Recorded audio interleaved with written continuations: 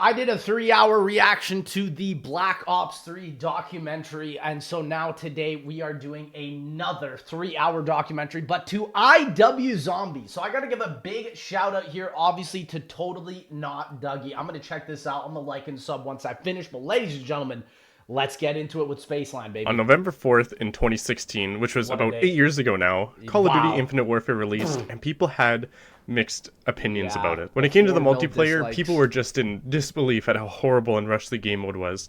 The NV4 dominated the scene, apparently, and I'm not a multiplayer guy myself, but I heard the word about it and just other issues people were facing. People were having issues connecting to online matches, split screen wasn't working properly, apparently. Dude, and split screen still doesn't work in BO6. Is there even split screen in BO6? I don't think so. The game had a hard time responding when you play it from Steam. If you want to know more on the multiplayer and campaign side of things, here are some videos I watched myself that I think do a damn well job of explaining everything in detail about issues in Call of Duty completely Infinite different Warfare. story. But if you take 2 seconds to look at my channel, you know what we came here to talk about, which was the zombies mode. And IW was cooking so long to create one of, if not the absolute most beautiful, fun, and creative maps, even to this day. That if you have not played it yourself, I'm not asking you, I'm telling you, you need to play Infinite Warfare Zombies. I always say this, Spaceland is a top 10 zombies map. You literally cannot deny that. It is just so unfortunate that the community was so obsessed with the Revelation storyline with Treyarch that people couldn't give this map a chance, man. It's crazy.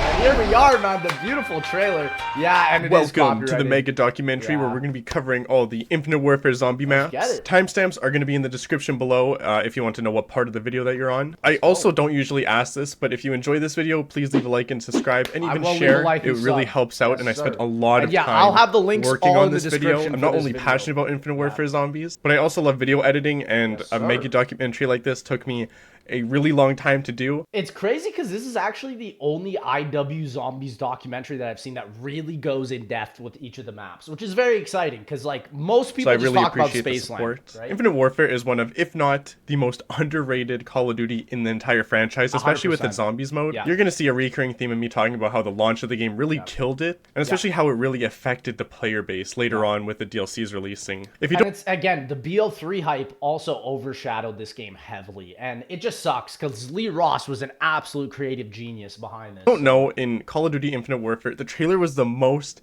disliked trailer at that time, which is crazy to think about.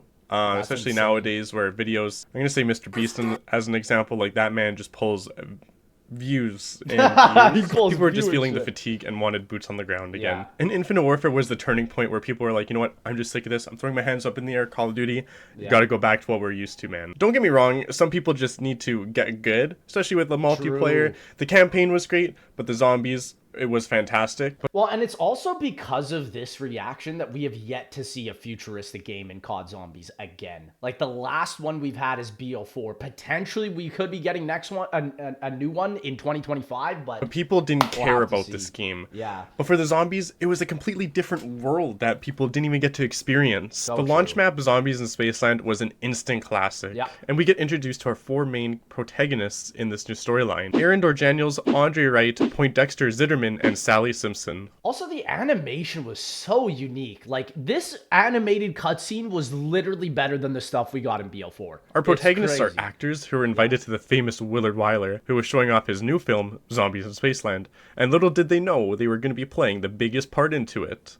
And that's it for the main part of the storyline. I'm not even joking when I say that. It's crazy how simplified the storyline was, but it was nice, especially for players such as myself. I've been playing zombies since World at War, and the storyline gets convoluted really quick. They definitely did it purposely just because of how convoluted BO3 was. Like, I do respect that now, looking back. You're following these characters, and timelines are, like, overlapping almost, and you're introduced to characters. When it came to the storyline that we were used to, things just got really convoluted really quick, especially in Black Ops 3. You know, you're going after the old characters, collecting their souls, and if you're not following along super intensely, things just get a little bit confusing. Lee Ross was the main lead director in Infinite Warfare Zombies, and I personally think he did a fantastic job taking a different approach. I agree. Trying to really simplify things down. Don't get me wrong, I know it's a real turnoff for a lot of people, especially who are invested in storyline. I remember talking to Milo about IW Zombies, and brother was not happy just because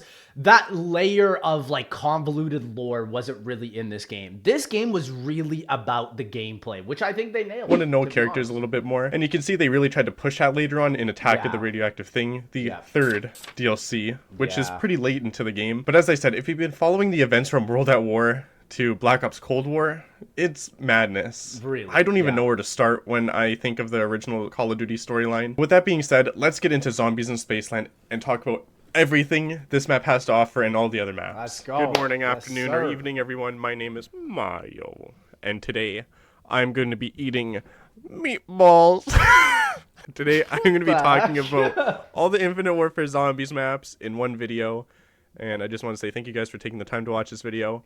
I do enjoy posting Call of Duty content, especially zombies. Let's just talk about everything this map has to offer. The first chapter that we're going to be talking about is the layout of the map. Right as the player starts off in Spaceland, the game gives them a tutorial which will explain all the new mechanics and features Zombies in Spaceland has to offer. I like this tutorial better than like the recent tutorials we've got. Also, the fact that they had a spread layout of the map right at the spawn was, why don't more maps do that? This is something I'm surprised Treyarch didn't add sooner in their titles, since they are the main zombie franchise, especially with their story mode, and in their newer maps. And when I say newer maps, I'm using big quotations because I'm talking about Black Ops 3 and Black Ops 4. They're not really easy to play, and there are so many things to do with little hints or ideas of where to even start. Blundell was actually against tutorials back in BO3 until he put one in BO4, but I think that was largely due to this game. Or go for the players. Spaceland gives the players a helping hand, which is welcoming for those newcoming players. You also have the M1 and the Hailstorm in the starting area, which is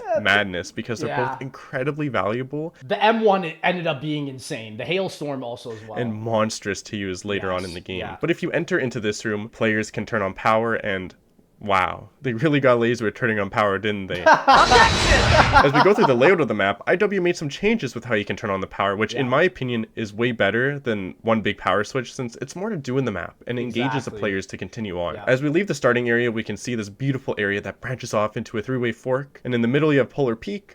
On your left, you have Journey into Space, and on the right, you have the Kepler system. And the 80s theme is just perfect in this map, by the way. They nailed the designs with the neon signs, the buildings, food stands, the traps around the map you can use are just extremely creative. And the power system also makes sense, because it's like, you wouldn't think that one power switch would turn all of this on. Designed so well.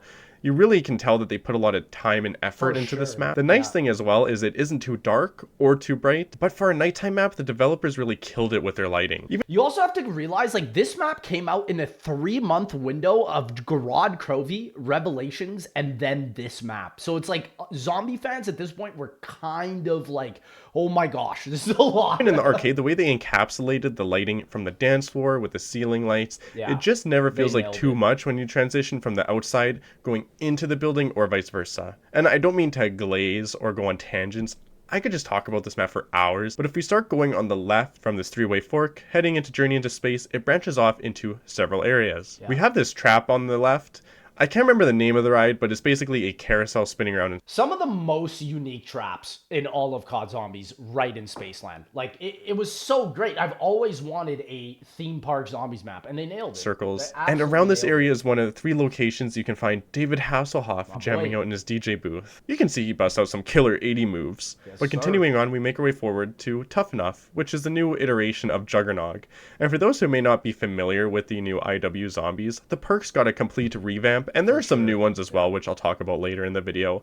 After this one, you can make your way to the alleyway or the arcade, depending on where you go. Plus, there are some shortcuts as well, which lead into the underground area. The side areas are also quite nice in Spaceland. The bumper cars, man. I just remember the guy saying bumper cars all the time. They have the concession stands, which, if you get enough tickets, can get you some special equipment. Heading back to the main fork and leading into the Kepler system, this area is definitely one of my favorites personally. The alligator head, the space minigame where you can play right beside David Hasselhoff's booth, and just the other side areas. The traps are also fun to look at. As I said, the alligator head, it's scary and just fun once you turn on the power. After a couple seconds, it will chomp down and instantly kill you if you are inside of it, or all the zombies that are inside of it. So don't stay in there too long after Look at Lee Ross, bro. you hear the activation sound. As you can see walking around this map, it's just a crazy roller coaster of different stuff to look at. Speaking of roller coasters, This map has a roller coaster you can ride on and collect a bunch of tickets from it. I still think this is the only zombies map with a roller coaster, which is insane. Like, we need more stuff like this, man. Very easily. There are a lot of theories around this that were unsolved at the time,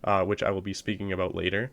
But Polar Peak is a fantastic looking area. It's one of the more rough and tougher areas to work on, especially on the high rounds. There's a lot of zombie spawns, and let me tell you, these zombie spawns in some of these areas are absolutely insane. You're gonna die if you're not well experienced, but it's definitely one of my favorite areas. Something I keep saying over and over again, because Zombies in Spaceland is just such a great map. Also, like, the tickets were first introduced in this map, and this was the first map that actually introduced a second currency into zombies, and I still think the ticket system is probably one of the best. Like, is it better than salvage? In a lot of ways, I think it is. It's just so much easier to pick up the equipment and to, like, use different things with the tickets. I think it was a phenomenal currency. And besides that, the map as a whole just has a lot to offer when it comes to the training areas, things to look at, and the traps to use and play with. I forgot to mention a couple traps, like the literal fucking spaceship that begins to take off or test when you activate it. Like, that's insane. Elon would be crying right now if he saw something like that. He would be so happy. And the dance floor in the arcade area, the zombies just break dancing. It's awesome.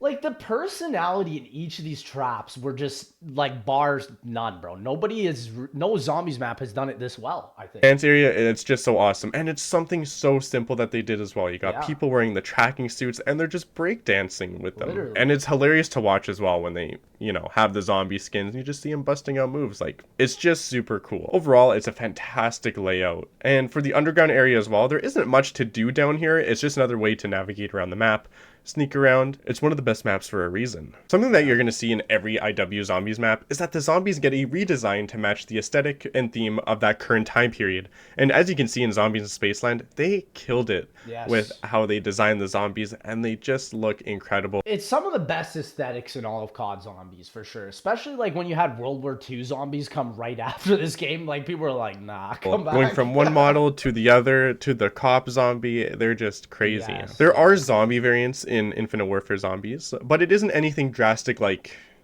Advanced Warfare. Exactly. Throwing one zombie type after another to the player, it's just madness. But we're not talking about that.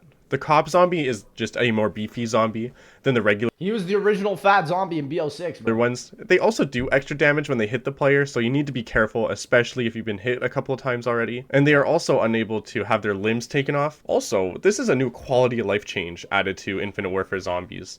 If you shoot a zombie's legs or arms specifically, they will get dismembered, and you can create crawlers a whole lot easier. You need a powerful gun to do this, though. The starting pistol won't just allow the players to do this. Yeah, I think this system made its way into BO6. But shotguns or any weapon that is powerful enough can create crawlers really easily. Right. And there isn't the weird quirk where if you headshot a zombie clean off, it becomes beheaded and still runs at you. They just die once they take enough damage, which in my opinion is a lot nicer than what Treyarch did, because I hate the headless zombies running at you. Even the trailer Call of Duty release for this map really turned a lot of people's heads due to it being so different. And different is good at times, which a lot of people forget about nowadays. Old game good, new game bad. Yo, my BO3 lovers, man. Listen, I was definitely a part of that. Like, I definitely hated IW at launch. Just, I think because I was a little upset about how BO3 ended. It just didn't feel like a good conclusion. And then when you get something else, you're just like, oh man, like, I don't want to play this, you know? When they would rather have the same formula repeat in their games over and over with little to no changes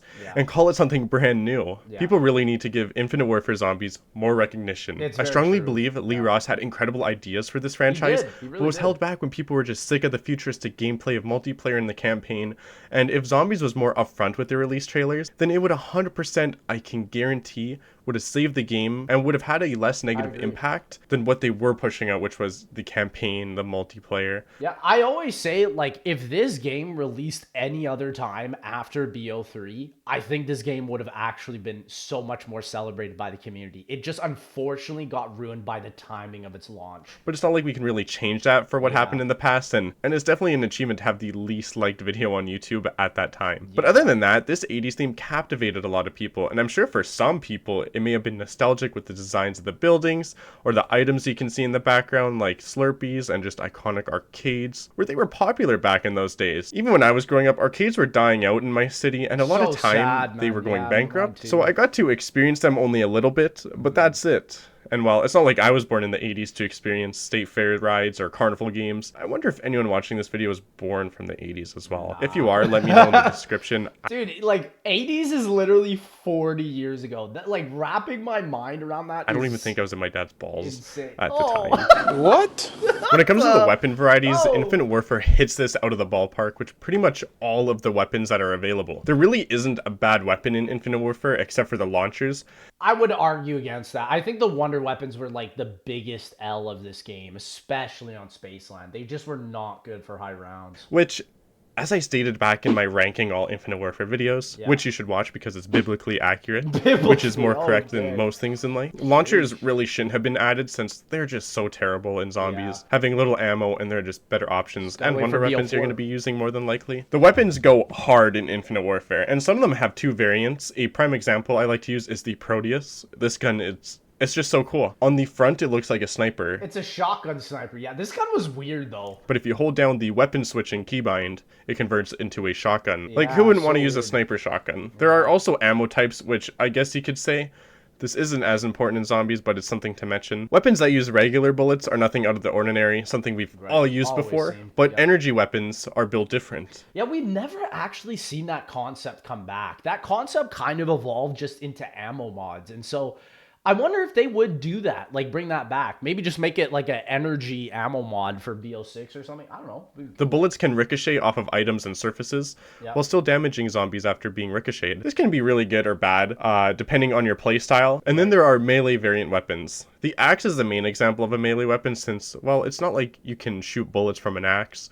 And I thought you could throw the axe in zombies, but that's just for multiplayer. I spent 4K salvage for nothing. If you enjoy weapon variety and enjoy something different, you need to use and play with every gun. A lot of them have great personality in my opinion, like the X-Eon, or even something not as great, such as the Banshee. They were really unique. It's just my biggest complaint from what I heard from people were that they weren't based in reality, which is why so many people were also upset about the futuristic titles, which makes a lot of sense. These weapons just have a lot going for it, and I really think Infinite Warfare nailed it with their weapons. The launchers and snipers are definitely weaker than what we had before. There was nothing that could even compare to the Dracon in Black Ops 3. For real. There is the DMR, which turns into a automatic rifle, which is sick, but other snipers are pretty forgettable. But that doesn't mean that you should ignore them. You're just not going to be using them that frequently. Every weapon, like in Black Ops 3 as well, can level up and add more attachments for them.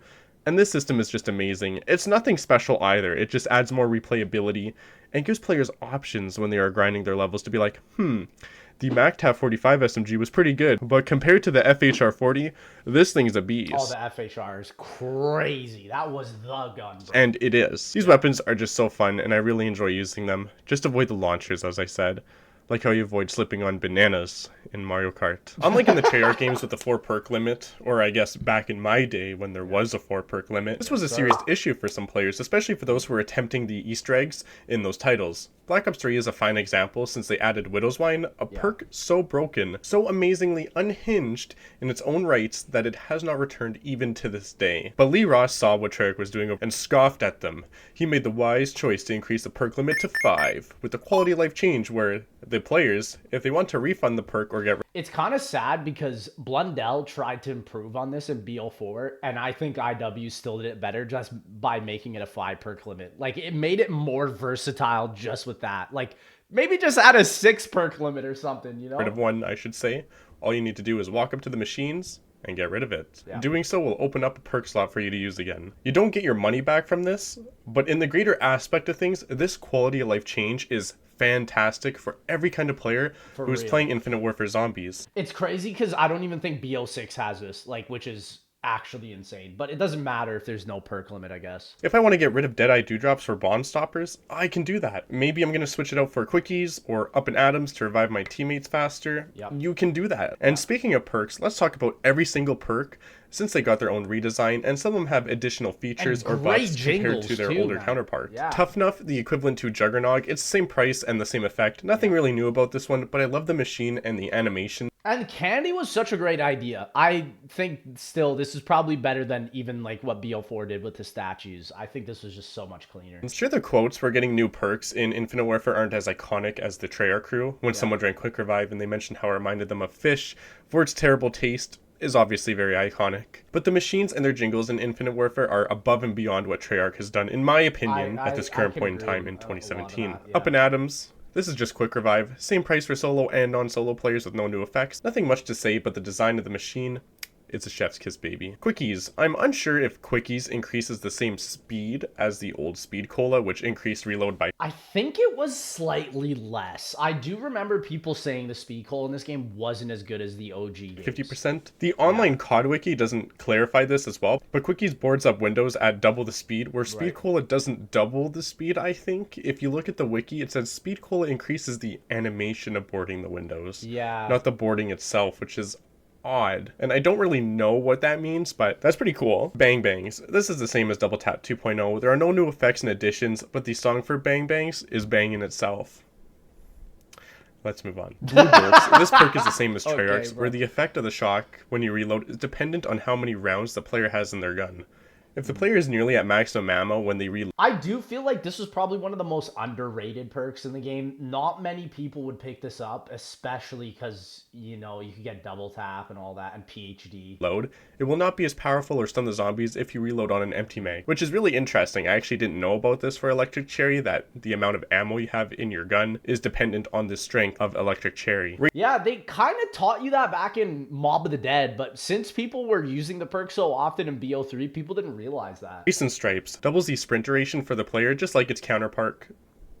I cannot speak. Race and Stripes is the same as its counterpart, Stamina. Amazing perk overall, and I mean, there's not really much to say besides having faster movement is obviously better to have for when you're training zombies or moving around the map more efficiently. It's definitely one to get for most of your games. Bomb Stoppers, the same as PhD Flopper without the flopping. You have the ability to use explosives and not take any damage, which... This was a big deal because BO3 never added PhD, and so it was really nice to see a game add PhD since BO1 at that point, I think. Which includes cooking grenade and not being killed by them. It's a great perk, and I recommend it for the Zombies in Spaceland Easter Egg, and the perk is only 1,500 points instead of 2,500 points, which is great. 1,000 points off is a buff in my books, because for early rounds, this is really important when players are trying to get set up or finish Easter eggs as quickly as possible. Mule Munchies, the equivalent to Mule Kick, but at a cost of 2,000 points. Way better. Like, I never bought Mule Kick in Treyarch games, but in IW, there was actually a reason to a lot of the time. Instead of 4,000, cutting the cost by double. And I mean, that's great and overpowered in its own way. I recommend this if you like to rock 3 guns, and it did get a buff since you can now figure out which gun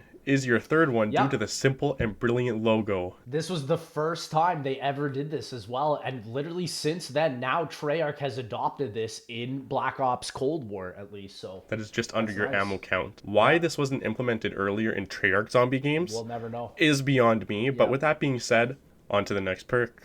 Deadeye Dewdrops, the better version of Deadshot, has additional buffs for the players, and in my opinion is on the top of a tier list. I think it even deserves its own tier. I think it's that good. Yeah, it's one of the best variations of Deadshot we've ever seen, quite literally. So the perk goes like this. No more recoil on any weapons, allowing extra damage the longer down you aim down your sight. And you can see this after a skull appears for a second. It will also make a noise. Auto aim to the head, which is the same as before. And this perk is just too good to not get. Insane. You need to really get this perk when you're playing Shaolin Shuffle and doing the Easter egg. It's great, and the redesign is also beautiful. The candy drops on top of the machine are just a nice touch. And I love the color as well of the machine. It's so funny because I remember roasting the perk at first because we just didn't understand why they just added Deadshot into the game. And but we didn't realize how much better they made it. It's actually one of the best variations of Deadshot in all of COD Zombies, period. Being the nice, vibrant green. It's simple and does the job perfectly. Trailblazers, a new perk added to Infinite Warfare Zombies and introduced in Zombies in Spaceland, and every other map going forward. This perk allows the players to leave a trail of fire after they sprint and you slide on the ground. It was like Banana Colada, man. Similar to Banana Colada, if you've ever heard of the public community perks that people have come up with. That was a very popular one that basically got added as a gobblegum. This perk is okay at best. It's not really viable for high rounds, and if you just want a fun perk to mess around with, I like that they later on just took that perk and just built it in with PhD, because it's kind of true. Those two perks are kind of interchangeably built in. Definitely recommend getting this one. Slappy Taffy is a new perk introduced in Infinite Warfare, and this one is fun to rock during your games, especially if you're playing Spaceland and using the map-exclusive axe weapon, which you can pack a punch, by the way. But it comes at a cost. If you don't know how to melee properly and get the right distance between you and the zombies due to magnetic melee lunging, it can definitely be a bit of a hassle. The zombies being literal black holes, man. Yeah. But if you want something fun to use, why not get it? Besides, if you don't like the perk, you can always return it and get your slot back. Change choose. Introduced in the best map, Attack of the Radioactive Thing, which you can argue with me about since I'm 100% factually correct and completely unbiased. This perk allows the players a ammo variant, which will be changed or swappable the next time the player goes from a red screen, or one hit away from downing in other words, to a different ammo variant. I think change shoes was a great idea. I just don't think it was executed well enough. Because it's like, I mean, change shoes just became elemental pop later on. This perk is not only one of my personal favorites for its jingle and just the way it was implemented, but it fixes the overpowered ammo variants Black Ops 3 suffered from. True. I won't go into great detail about this since I'm going to be speaking about it later on in the video, especially during the Attack of the Radioactive Thing section of the documentary. But this perk, it's goated and it's just so underappreciated. Also, I know I mentioned tier lists earlier, but here's the dang. Okay, what do we got? Change, choose Deadeye in S. Yeah, Trailblazers in F, kind of obvious. Mule Kick in D and Slappy. I get that. I do think they did do better melee perks later on. Like, I think Melee Macchiato definitely got better. Also, even Ethereal Razor's really good at BO4, so yeah, I would agree with most of this. Tier list of the perks, and this is 100% biblically accurate. Quick Revive in C? I mean, for solo, I would put it in A at least. So you cannot argue against me about this, and if you are, leave a comment down below. The zombie hitboxes and AI, in my opinion, got a quality of life change. If I were to describe them for you, how it feels like when I'm training hordes, or just even going through and zipping past a bunch of zombies, it's like butter. I mean, seriously, there are times where I know if I was playing Black Ops 2, 3, or especially Black Ops 4, I would die from what you're seeing in this gameplay. Yeah. It's amazing what Infinite Warfare did with these zombies. No, the movement system, they absolutely nailed. It's so bizarre to me why Call of Duty reinvents the movement system every game. Like, you have so many good ones. Why are we not just reusing these? Going from the way they behave to reducing how bulky they felt in Treyarch zombies. Exactly. I felt like they were bulky in Treyarch zombies, and I've been playing Black Ops 3 for thousands of hours. Black Ops 2, not much. Black Ops 1, I probably played more than Black Ops 2. And this isn't me complaining, I'm just saying you can really feel the difference from the zombies in Infinite Warfare zombies to Treyarch zombies. Yeah. There are other zombie variants later on in the DLCs that were not so great, and when I say not so great, I just mean the ninja zombies, which are hypothetically not bad at all. Just the execution and their AI's behavior is pretty bad. Yeah, like just, you could tell it was rushed. Basically, the way they work is every time you sprint, the ninja instantly teleports behind you and kicks you, which does more damage than a regular zombies hit. So in some maps like Beast from Beyond, it kind of makes high rounds like literally unplayable for those type of maps. So. But the zombies in general in Infinite Warfare are just so smooth and fun to work around with, which is great since, well, that's the biggest part of the game. I know some quality of life changes that have been added in other Call of Duties as well is when you can stagger the zombie after you shoot them. But a new addition that Infinite Warfare added is you can dismember limbs. If you want to make a crawler, just shoot off their legs. Yeah. Need to dismember only arms off for some reason? Just shoot the arms off. The zombies also try and spawn ahead of the player, and you can really see some developers go crazy with this in some zombies games such as World War II, which isn't the sequel to World at War. I'm so sorry, guys. Yeah. It's that I don't know what I was talking about in that video. We're just going to ignore that. And Black Ops 4 especially, where these zombies are spawning ahead of the players. Yeah. But Infinite Warfare's BO4 spawning system is easily the worst, in my opinion. Spawns in each of the maps are not really terrible when it comes to this. You do need to be more prepared on those higher rounds. Yeah. And don't get me wrong, yes, after round 20, you may have a tough time due to the fast spawn rates. Yes. But for veteran players, it's like the cherry on top due to less wait time. Fate and Fortune cards are the Gobblegum equivalent that was implemented in Black Ops 3. And I mean, it's also interesting because they kind of built Rampage Inducer from Cold War into this game with the spawning already. I agree with that. At the end of the day,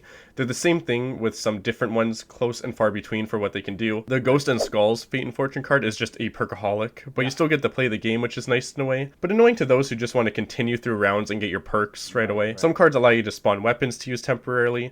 Some cards create healing areas and boost regeneration for a certain amount of time. I personally don't use much of the paid Fate and Fortune cards since the ones you get for free are amazing in their own way.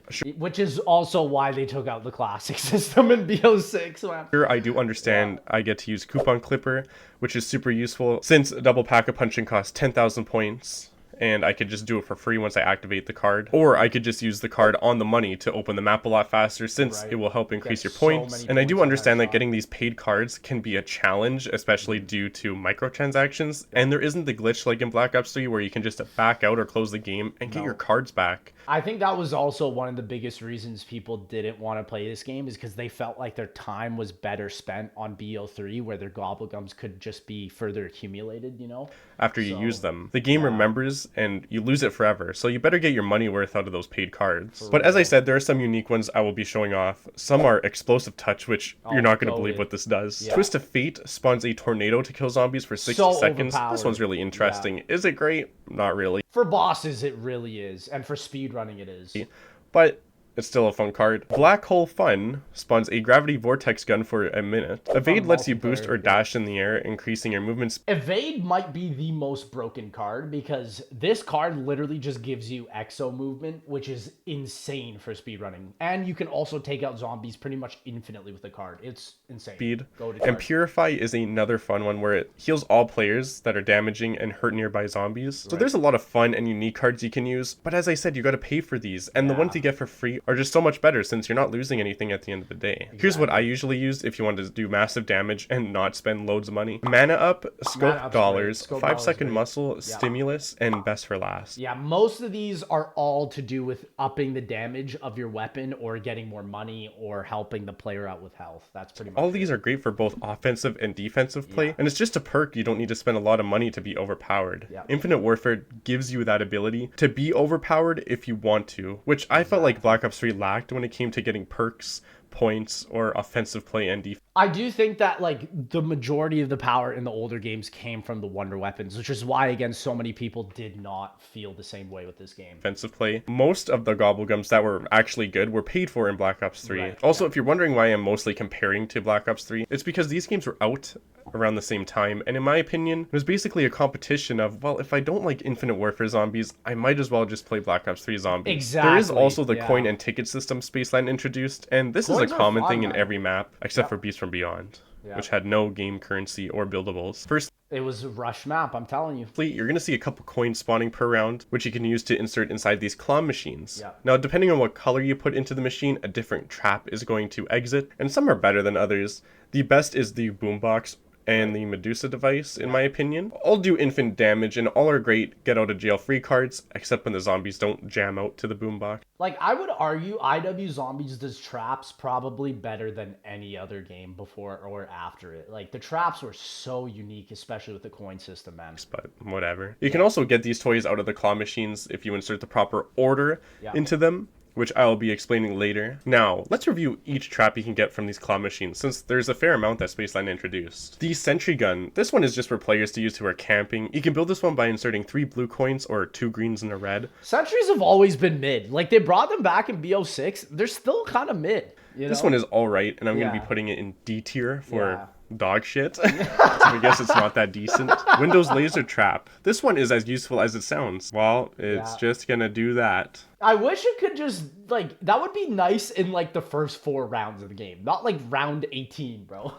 Trap zombies in the window. Kindle Pops. Fun to play with, but not to eat. That was bad. This is one of the best traps, in my opinion, and you can set it up as much as you want. You have 5 shakes using this item, and doing it in a circle or in the path of the zombies is great, since it lasts about 20 to 30 seconds. It's just one of the best, since there's a lot of options for how you can use it and play it out. The Boombox. This one is ideally one of the best, since it's an overpowered monkey bomb and the zombies start to breakdance. It doesn't get much better than that. The Medusa device. This is essentially a mini nuke. You need to kill zombies around the trap so you can charge it. Then, once it's ready, you can detonate it, and it gives you a couple seconds of breathing room. Fireworks. It was mainly used for speed runs. The fireworks, I don't think this one's too great. This one is really visually appealing, but for actual gameplay, it's decent at best. The Replicator is basically just turned. It makes a friendly zombie. It's powerful, it has a lot of health, but it's just bad. The electric trap, if you're like me and you're running around in circles around the trap, it's actually really decent, and I was shocked by this when I was doing it in my gameplay. But to be honest, there's better traps you can use. The Magic Wheel, which was introduced into Infinite Warfare, one of the coolest box variations, man. So cool. Essentially the new mystery box. The newest revamp design from all the other Call of Duty titles. I'm sure most people call it the mystery box still. I think The mystery wheel fits in Spaceland, and when it comes to the other maps, I really wish that they did a different design so it could fit the theme. It's ultimately like the player reception, I think, was what made it so that they didn't put as much effort towards it, which, I mean, yeah, it does kind of suck. just thrown out of place, especially for maps such as Shaolin Shuffle or Attack of the Radioactive Thing. I really don't know what they were thinking, especially with Attack of the Radioactive Thing. You have this 50s map, and there's a carnival wheel. It's just kind of out of place. The Brute is the big bad in Spaceland, and this guy is actually pretty scary. He has several attacks, one being his slam, which does pretty big damage, taking you down in 1 or 2 hits if you don't have tough enough, as well as his iconic and super annoying laser attack that tracks the player. This one is also scary due to how much it can stun the player, especially if you're directly caught in the middle of a horde. It's going to take you down pretty quick. And his throwing attack, which in my opinion is more of a warning of the Brute, letting you know that Daddy's thirsty. The only way to damage him is by shooting the mask, and then once you deal enough damage, the Brute inside is going to take it off, and he's going to start rampaging towards you. And this is it's one of the most menacing zombie bosses we've ever had, because it's actually like a major threat when it spawns in. Like, you literally have to stop what you're doing and focus on specifically the Brute. Time where he is no longer invincible, and you really need to shoot him in the head. He isn't too bad in the early rounds, but later on, around round 30 to 40, pretty menacing and is quite beefy, even with wonder weapons. So definitely take your time when you're taking him down. In most Call of Duty maps, when you click on the HUD button, something usually comes up which revolves around the quest line in that current map for what you need to collect or just parts you can build, such as the shield or specialist items. In Spaceland, this is no different with the introduction of the sticker sheet, which revolves around the quest line. If we were to start in the middle of the sticker sheet and work around that, it's going to make a lot more sense at the end of this chapter, but let's just start there in the middle. The Discord is by far the most popular wonder weapon out of the 4 you could build. It has amazing damage and just an incredible effect when you use it regularly or pack-a-punch it. First part we're going to collect is the disco ball, which can be obtained by collecting one of each colored coin and inserting it into this specific claw machine. I do feel like it was slightly annoying also to get these wonder weapons, because the coins were all just dropped by chance. That was the biggest issue I had. Just outside of the Astrocade. Once you do this, you're going to see a toy come out. Simply walk up to it and collect it. You can also get Kindle Pops, which I recommend to grab as well if you're doing the Easter egg. The battery for the Discord is one of the weirdest, but most interesting in my opinion. You need to collect a pair of sunglasses,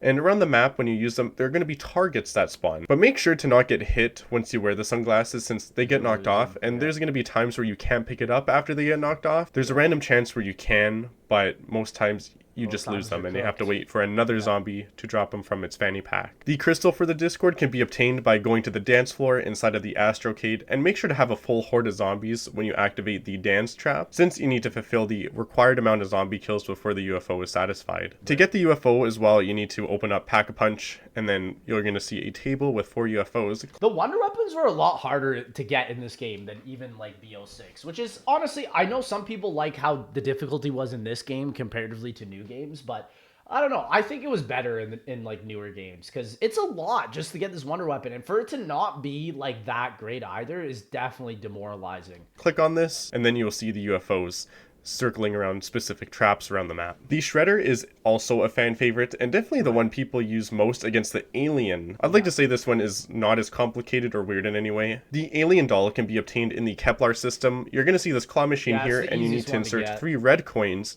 to have the doll come out and be collected. You're going to see this is a reoccurring theme with the other machines, except for the disco ball, which is just one of every color. The battery for the Shredder is at the bottom of the splash pad, where you're going to see these log boats coming around in circles, and you're going to have a wet and wild time. Wait for one specific log boat to roll around, which is going to be carrying a battery on the back of it. Shoot it with any gun, and after it disappears, go to the main splash pad, and you'll see the battery coming out of the random water spouts. This was such a cool little step. Like, they really did pretty good jobs with the Easter eggs. I would say up until like Shaolin maybe. Wait at one of them until the battery luckily ends up where you are, and then you can collect it. This part can be annoying, but it's still pretty simple. And the crystal for the Shredder is you're going to need a full horde of zombies to get sucked into this trap in the Kepler system until the UFO is satisfied. Also, you're going to need to collect enough tickets, specifically 300, to buy an extension that you need to add at the end of your gun. Then you need to kill zombies to follow the UFO and satisfy it as well once it has enough souls. This is the same for every UFO, by the way. The head cutter is one that is pretty interesting. It's still easy, but not a lot of people go for this one, which I find odd, since it's hypothetically the closest and fastest one you can obtain. The rocket doll is at this claw machine, and you only need to insert blue coins, which will spit out the rocket plush for the player to collect.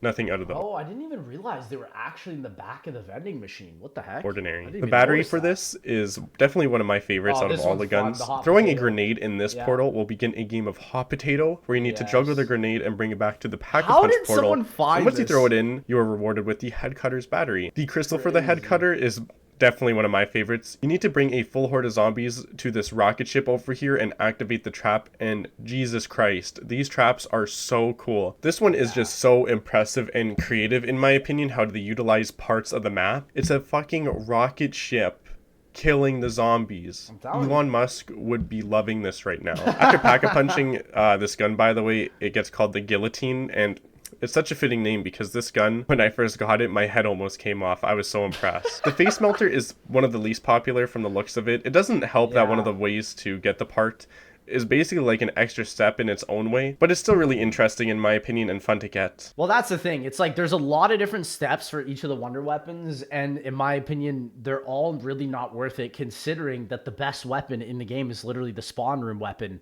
like, and the chomping gator, you know? If you haven't done it yourself, I definitely recommend trying it at least once. For the Yeah. Yeti doll, you're never gonna guess how we get this one. You get 3 green coins and insert it into the claw machine. For the battery, you're going to need to collect 350 tickets from the arcade and then purchase the cryo grenades. Yes. This is already interesting on its own, but very different. It's nothing hard, but for the next step, you need to collect a full horde of zombies and then walk them over to this Yeti out here and make sure to throw a cryo grenade at its head.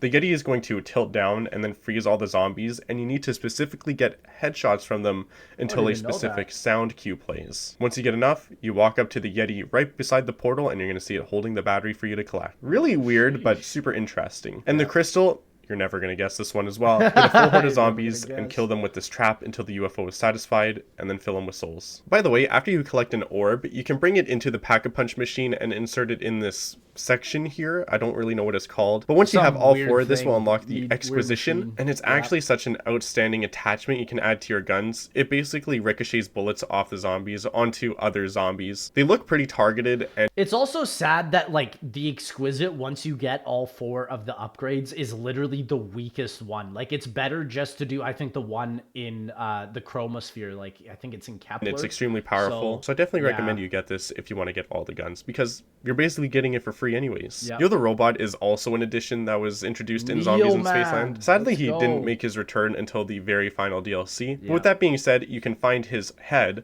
on this bench here, and then he's going to be giving the players specific challenges to complete. A really unique companion. Like, we haven't had a zombies companion like this in a long time. If you don't like the challenge, you can waste the time and get a new one, but they're pretty easy and simple to accomplish. Once you complete enough challenges, you walk up to Neil, and he's going to summon David Hasselhoff himself to help you around for a couple of minutes before he goes back to Neil and gets upgraded to a newer, better version. The battery has 2 locations that it can spawn in. One is in the Kepler system, and the other is down in the basement. Give this to Neil, and you're going to be getting more challenges for you to do. You're going to see that they will get progressively more difficult, but there's still nothing crazy and pretty easy to accomplish. It just sucks that the final reward isn't that great either. Like, I think that's the biggest issue with IW. I wish they would have just buffed a lot of the stuff in the map, because the process to getting is fun. It's just the rewards are not that great. Solo or with players. The nice thing too about doing Neil's challenges is you get tickets, which can help you get upgrades or certain attachments for your guns, or just buying equipment to use throughout the map. So I definitely recommend you do Neil's challenges if you just want a free way to get more tickets without actually having to play the arcade games. The final part of Neil, which is the floppy disk, can also be grabbed in the basement, and just like before, you throw the part onto Neil, and he's going to give you more challenges to do, and after you complete all the challenges, David Hasselhoff is going to spawn. Neil is a really interesting character that was introduced, and it's a shame that we couldn't play him in the final DLC. For real, he could have literally been like a playable character that you play on Beast from Beyond. That's the only zombies map they don't give you a playable character for. Which you're going to see me complain about from time to time, because I love Neil. Not to confess my feelings there when I say that, but it's really a shame that they didn't make him a playable character in the final DLC. But with that being said, let's move on to the SETICOM. There are going to be 3 parts you need to collect throughout the map. One part is always going to spawn in the starting area. I'm not going to show all the locations of these, but the SETICOM is pretty easy to build. And once you do that, you need to bring all these parts over to David Hasselhoff, where he is going to build the Easter egg was fun too. Like, it was simplistic. I think that's what makes a launch map so engaging for so many players is is it a simplistic, fun Easter egg? And Spaceland really did do a good job of that. Calm himself, I guess, and then give it to us on a later round. Yeah. After a couple rounds, you're going to hear a noise playing throughout the map, and if you actually look at the UFO that's stuck in Polar Peak, you're going to see it flashing colors, and this is what is making all the noise, which is kind of interesting, especially looking at this years later. I didn't know this until I was just looking at the spaceship turning on. No, not many people did. I always thought this was such an interesting and fun detail, but I guess it makes sense, since later on we're going to see more of this UFO in action. Going up to David Hasselhoff again, he's going to give you the SETICOM, and there's going to be specific locations for the player to place this, and this is basically going to be a protect stage in the Easter egg. You need to make sure that the SETICOM doesn't take enough damage, or else it's can be pretty tough, like I said, because the weapons aren't super powerful. So yeah, this SETICOM step can be tough, especially if you don't have traps and stuff. Going to break, and you need to restart the step, and you're not going to have any ammo since this step is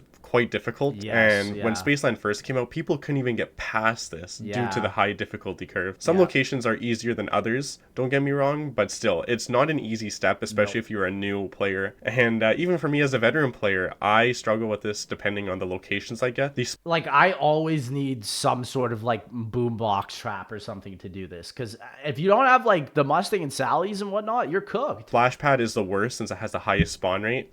And the zombies also get a buff increase in their health. After successfully protecting the SETICOM 3 times, you bring it back to David Hasselhoff, and after a couple rounds, he's going to give you these sound pads, which you can place in the starting area. And they do have a specific order for how you can place them, so you can always have the same colors every time you do the boss fight. It's not random. I think it spawns yellow, red, blue, green. But after you place them down and start the song, this is when you enter into the boss fight. The boss fight in Zombies in Spaceland can essentially be separated into 2 steps. The first one being Simon Says, and the second one being the actual alien boss fight. Like, it's crazy because this Easter egg is literally basically just 2 steps. It's like, get the SETICOM and then get the sound pad for the boss. That's literally it. Spaceland first got released for players.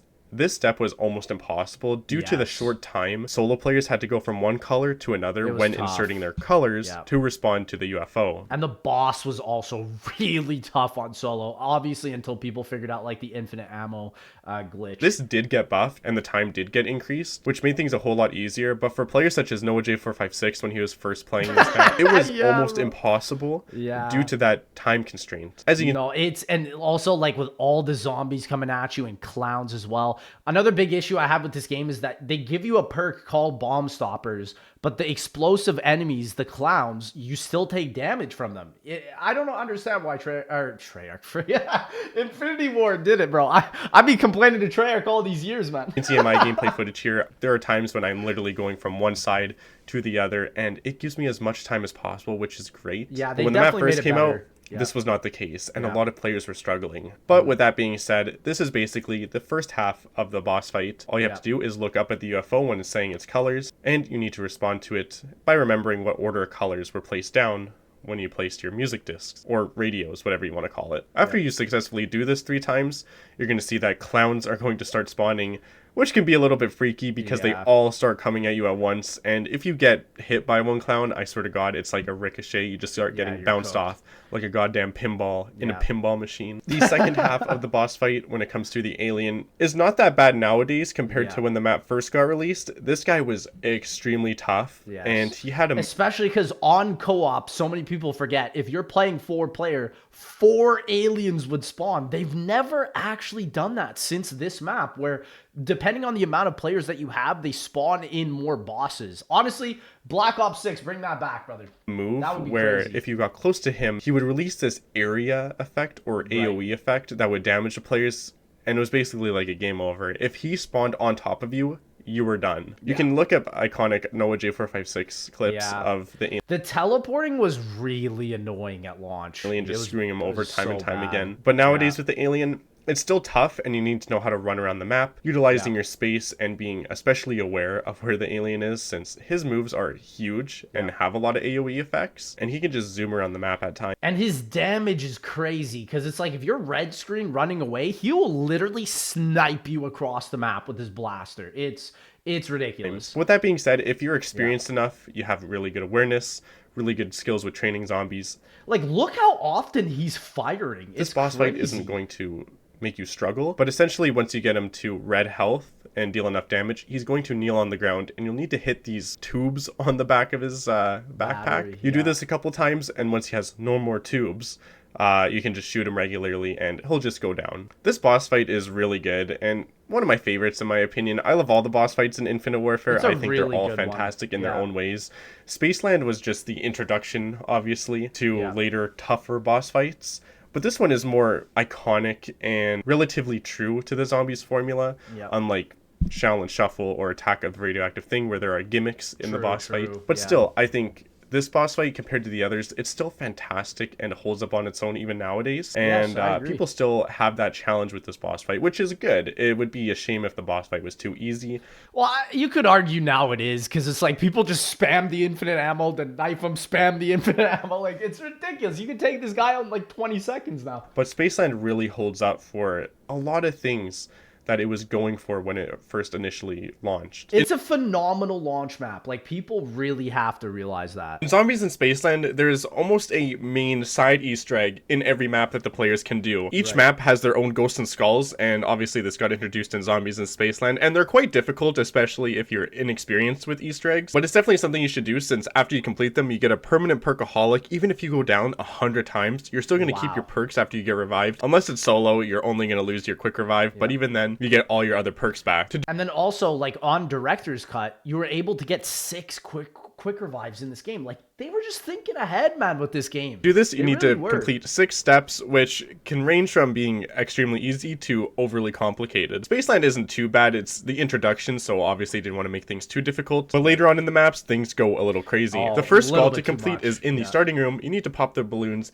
in front of the player right as the game starts. This one is pretty simple, and you can also hear a very distinct sound cue after you complete that specific step for the skull. For the second skull, you're going to be spelling out the word ghost, and by doing this, you're going to look at all the signs around the map for the attractions, concession stands, anything that basically has a sign. A skull could possibly spawn there, but only for the letters ghost. Still to this day, we'll never understand how people solve these, man. Starting from the letter G, you need to go around the map. Look for any signs that have the letter G on it, and you can see in my gameplay here, the skulls can be a little hard to see, so you really need to go up to that specific sign, or just ADS with the sniper if you're really having a hard time seeing, just to make sure that the skull isn't there.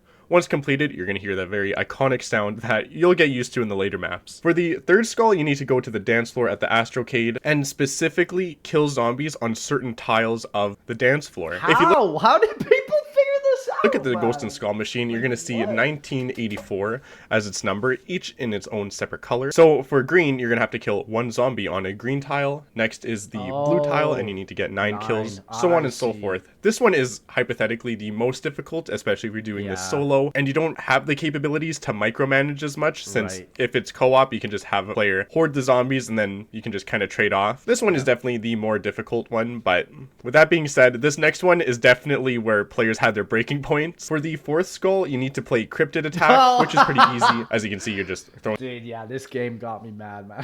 Black hole, you need to make sure you get the 50, or the jackpot, I guess you could say. Rings of Saturn, the zombie zoom, and the bailing for... Some of these mini games were just straight impossible, dog. Planets, which is the most difficult in my opinion, and a lot of people don't really understand how this game works, and don't get me wrong, I'm the same. I struggle with this game from time to time, but after some practice, you'll eventually get this. Once you completed all the games, you're going to hear the distinct sound. For the fifth skull, you need to complete the Easter egg, which is interesting, and while wearing the sunglasses, you're going to see a giant skull hovering over and sliding from left to right over the teleporter. You basically need to do the same thing as the UFO. Right as the skull is about to hover over where the laser launches, you need to activate it and make sure you destroy that skull. I think you can do this without your sunglasses, but you need to get extremely lucky. Don't quote me on that. I'm not too positive, but after this step, things are getting really... I'd never actually done the Ghosts and Skulls Easter eggs on IW. I only just used the cards to get into it. Easy now. That's because for the sixth and final skull, when the brute spawns, lure him near the Ghost and Skull machine and get him to laser the arcade game, and that's it. Walk up to the machine, interact with it, and this is Ghost and Skulls. Taking a look at this gameplay, it's really interesting, and I think it's super cool in my my opinion. You collect the ghosts spawning around and you just shoot them at the skulls. And you got to make sure that for the ones that are lighting up red, you destroy those first, because if you get 3 that escape, you need to do it all over again. And for what Ghost and Skulls is, it is pretty rewarding for the player. You get Perkaholic, which is absolutely fantastic even after you go down. So it's definitely worth it, especially for those who are up to the challenge and are even doing high rounds. If you're doing high rounds, I mean, it's like a no-brainer. Why? It's one of the most unique side Easter eggs ever. And honestly, like, I don't think we've really had unique side Easter eggs until like BO6 since this game, where honestly, like, it's completely game changing. So I hope BO6 adds something cool like this. Wouldn't I want to have all the perks, especially if I made a mistake, went down, and I don't need to collect them all again. It's just there in an instant. It makes things a whole lot easier, and it makes sense, especially for those who are more hardcore in the zombies area. In Infinite Warfare Zombies, there are celebrity characters that you can play as after you complete the Easter egg. They need to add this back in BO6. I'm sorry, they need to add this back. Like, operator bundles are great, but it's like the rewards you get for doing the BO6 eggs are garbage compared to IW, man. In Zombies in Spaceland, we get to play as David Hasselhoff. I fucking love David Hasselhoff! I don't know anything about David Hasselhoff besides he was in SpongeBob and he fucking wedged Sponge. Yeah, that's literally all our generation knows about David Hasselhoff, man. We weren't alive back then. SpongeBob in between his chin went down to Bikini Bottom. Like, it was fucking awesome. I fucking love David Hasselhoff. I feel like the man really needs no introduction. If you don't know who David Hasselhoff is, he's an huge actor in the Hollywood scene. I'd like to say maybe kids that are being born in 2010 may not know who David Hasselhoff So sad. is, but They haven't watched the SpongeBob movie, man. I feel like the majority of people just know who he is. Besides the absolutely iconic film of him starring in the SpongeBob movie, I'm going to be just reading some facts about David Hasselhoff that maybe you didn't know about, and facts that I also didn't know about. I feel like there's not much to say about David Hasselhoff compared to Elvira or Pam Grier. These celebrities are still very popular, don't get me wrong. For someone like David Hasselhoff, we've all seen movies with David Hasselhoff. I know a lot of people understand and know who Elvira is, but they probably never seen her movies since they're a bit older. Same with Pam Grier. Like, I don't really... It's interesting because, like, the celebrities now that you get in BO6 is, like, Snoop Dogg and, like, Nicki Minaj and stuff. And it's, like, it just was better when it was actually, like, built into the map with IW. And I wonder if they'll ever do that again. I don't know anyone that's ever seen a Pam... I don't really know anyone that's ever seen a Pam Grier movie. David Hasselhoff got married in 2018 in Italy during a small ceremony alongside family members and close friends. For David Hasselhoff's net worth, he has more than $100,000. Do you want to know how much 100 million, you mean? David Hasselhoff makes on reruns? Just from Baywatch alone, it's $4 million. What? According to some reports, lead actor David Hasselhoff, who seems to be enjoying never-ending popularity as a meme model, still brings in about $4 million from the show annually. Did you know that Hasselhoff in German means hazel farm? Hasselhoff is a German surname that carries a rich history. It's a compound of two elements, hazel meaning hazel, and Hof meaning farm or court. Therefore, the name Hasselhoff can be interpreted as hazel farm, likely referring to a place where hazel trees were grown, or a farmstead surrounded by hazel trees. One of David Hasselhoff's more iconic... The most iconic films for David is Knight Rider, Baywatch, the SpongeBob movie, absolute classic, Knight Rider 2000, and Guardians of the Galaxy Volume 2, which is crazy. Really? I don't even remember him in that. I don't remember the man being in Guardians of the Galaxy. Vin Diesel's in Guardians of the Galaxy 2, what the fuck? Something that I'm going to talk What?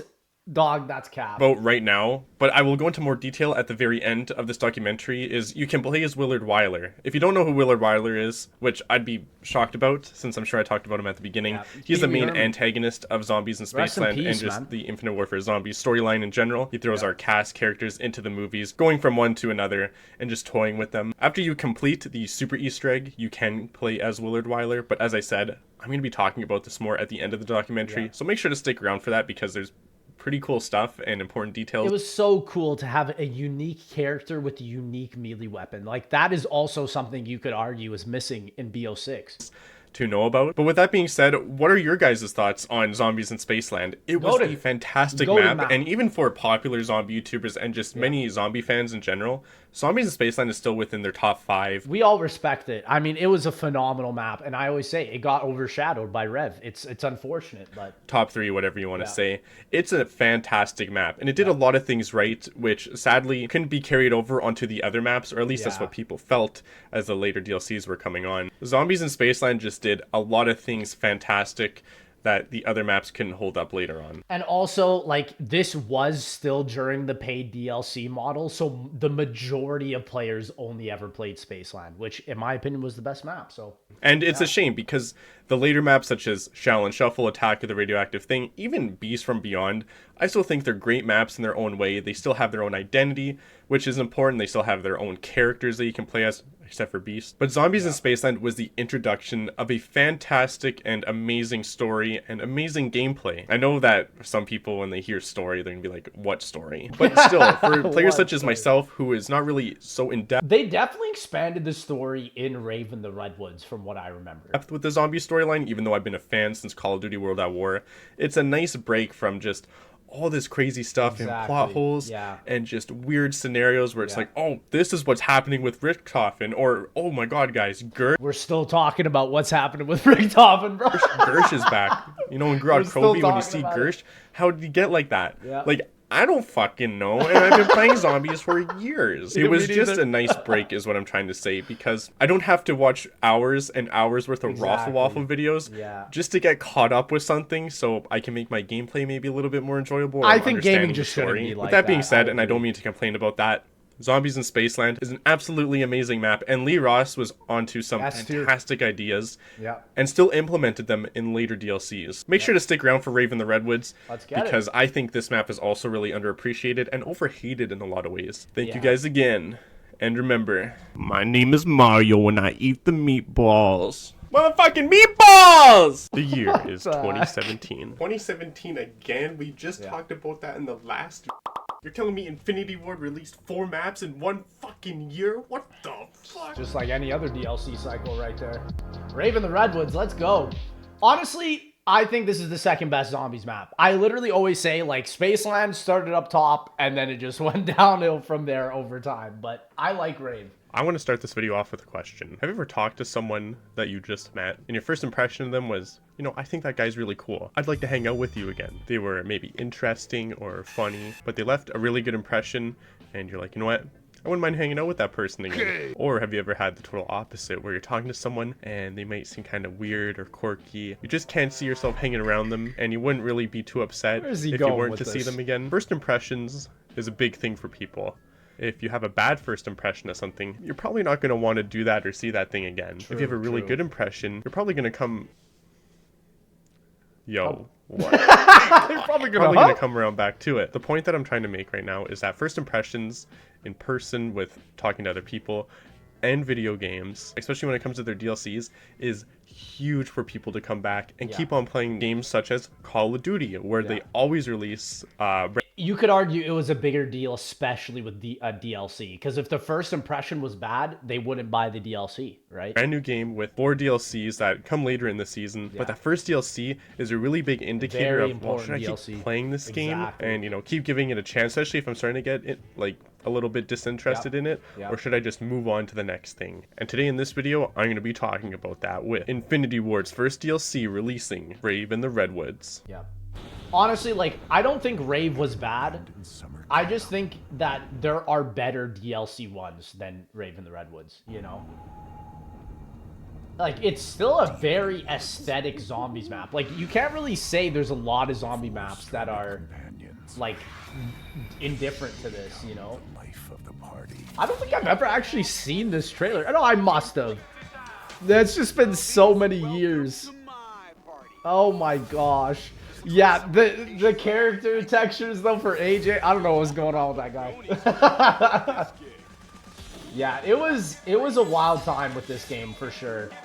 Like, Rave did do innovative things like with the melee weapons and stuff, but I feel like it just didn't really have enough of that DLC 1 like proprietary energy. Like, there were new things, it wasn't like reused assets or anything, but it didn't feel as grandiose, I feel like, as what people felt with Spaceland. I know, especially with this. Like, people saw this trailer and they were like, bro, what? They'd be tripping.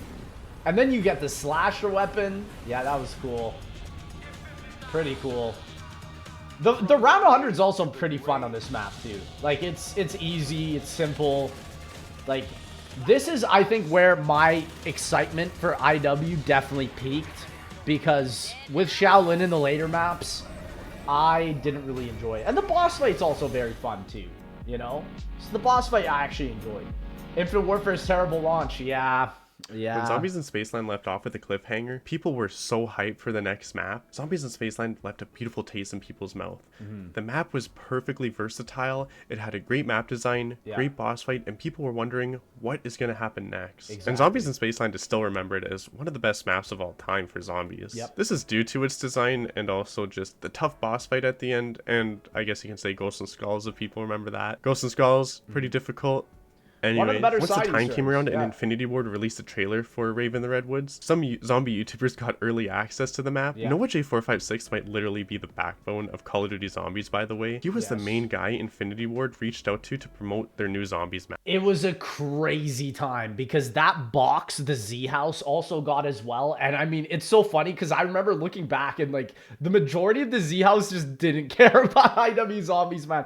Most people were still actually anticipating a DLC 5 secretly, and then obviously like that was a huge deal too. Maps. When Zombies in Spaceland was coming out, or I guess before it was released, Noah got a package with a timer on it, and he had to go to a store to put in a VHS. I wish they would have done more stuff like this. Like the BO6 pre-reveal stuff was all right, but it wasn't as cool as the OG days. It was crazy at that time. People were so invested and interested. Cool. Like, what does Infinity Ward have cooking for zombies? I'm gonna keep this segment short because I feel like there's something more important to talk about later part in the video, which is the Easter egg. But when the map released, there was a lot of YouTubers that were actually hyped about this map, but things died down quickly because of the Easter egg itself. As I said, I'm going to get into that in later parts of the video, and even the storyline that Infinite Warfare Zombies had to offer, it wasn't something in depth that we were used to, like Treyarch Zombies. Which is why, like, most people just saw this as unserious Call of Duty Zombies, which is why they weren't also serious about it. So it makes sense when you put it like that. Treyarch Zombies, it's just layers and layers of lore they can keep going into deep dives with. It just never stopped, and there was always something to decode, decipher, find out, kind of piece together. And Infinite Warfare didn't provide that to its audience and fan base, which also made the game die a whole lot faster. If you don't have a storyline with a great foundation, or even if you don't have a storyline that's that little bit of complex and you have mysteries to kind of get pieced together for people, no one's going to be invested because, well, what is there for me to be invested to? What am I curious about with the storyline? If there's nothing for me to be curious about and be interested in, where it's like, I wonder why this character is doing this, or who really is this character? If you don't have any of those within your story, people aren't going to be invested. So, which is the unfortunate fate of this game, because even though the gameplay was phenomenal, that really left a bad taste in people's mouth, especially with Rave of the Redwoods, because it didn't offer any of that. Okay guys, video's over, you can go home now. I feel like a big factor that people forget about when it comes to Infinite Warfare Zombies is that the game in general had a terrible launch and was very negatively received. Sitting right now, I think the trailer is around 4 million dislikes. Can't see the dislike ratio, but also I remember when this game came out and the big transition from gaming was actually from this game, and people just went back to GTA. Like, that was kind of the big thing. I just saw a picture on Reddit. Have to trust me on that, I guess. The amount of poor reception is naturally going to decline the sales of the game. No matter how many people are into the franchise, the amount of dislikes was insane at the time, being the #1 dislike game and YouTube video at one point. Multiplayer was also just not it when the game released. There was a singular metagun, and the map designs weren't the greatest, and also the introduction or the continuation of loot boxes made people very upset, myself included. I'm not a fan of loot boxes. I think it's really cheap. And Black Ops 3, that was probably the worst part about that game, for sure. And scummy way of companies getting more money out of people. And the campaign was alright, but no one played it because people weren't interested or invested in the game, and people were just getting sick of the ultra futuristic COD games that capped out at Call of Duty Advanced Warfare. It's so interesting now that we're 8 years out with this game that we're almost like returning. We've gone full circle with the cycle, and now we're coming back to the futuristic games. People just wanted boots on the ground, keep it simple, but they didn't get that, so people were naturally getting fatigued.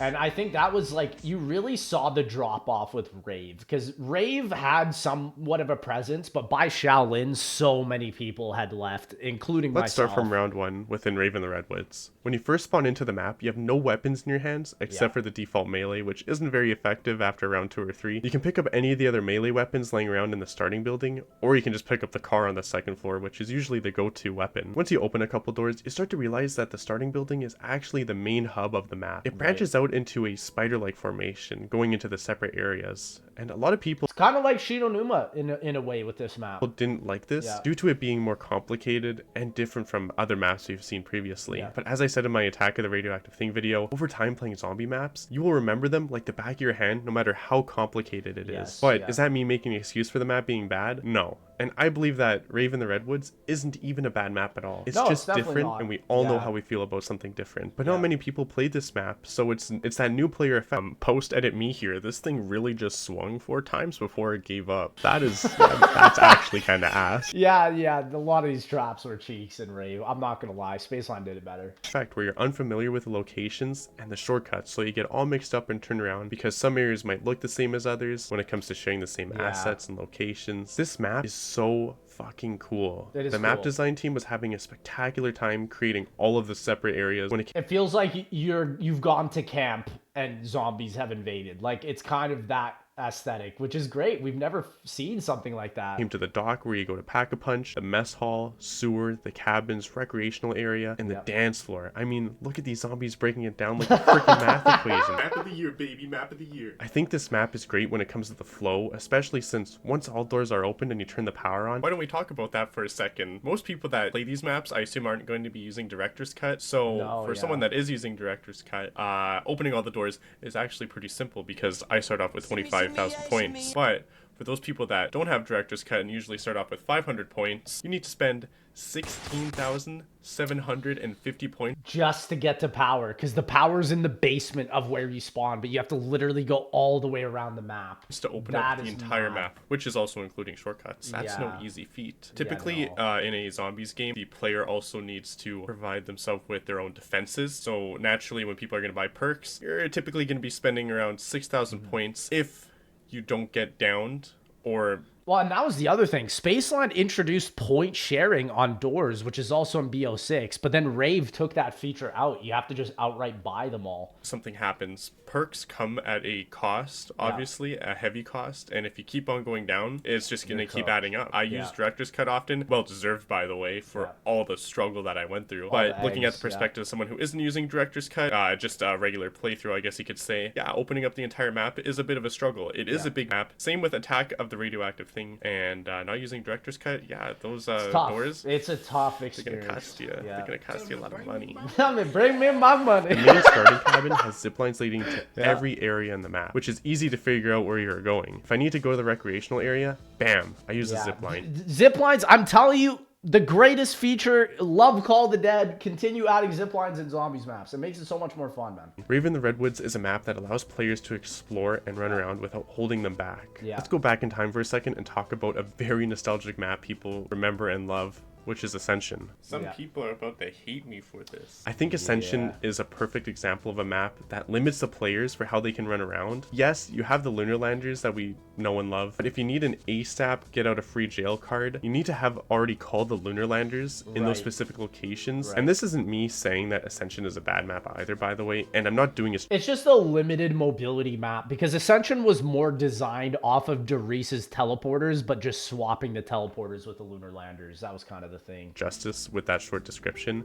It's just me explaining that the people who designed the map and Infinity Ward for Rave in the Redwoods put a lot of thought and care into the design of the map for players who are more versatile and who take the extra steps to explore around and discover the map. Yes, sir. Yeah.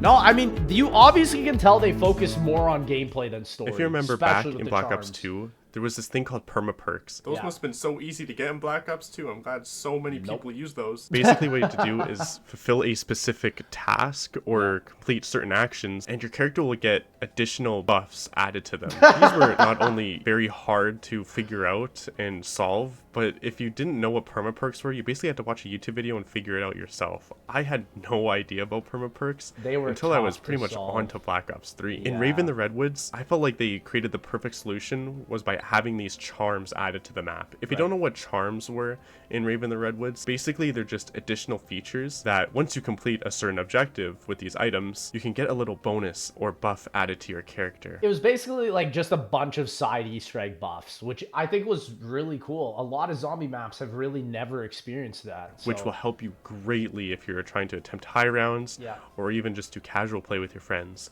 I'm going to be going over each of the charms within the map and explain their buffs and pretty much just their usefulness for the player. The first one I've never done any of these charms. Like, I have no clue what any of them do. I'm going to be talking about is the binoculars, which electrify zombies when reloading if you're another player. This is also another way of just saying it's electric cherry or blue bolts, since that's what it's called in Infinite Warfare.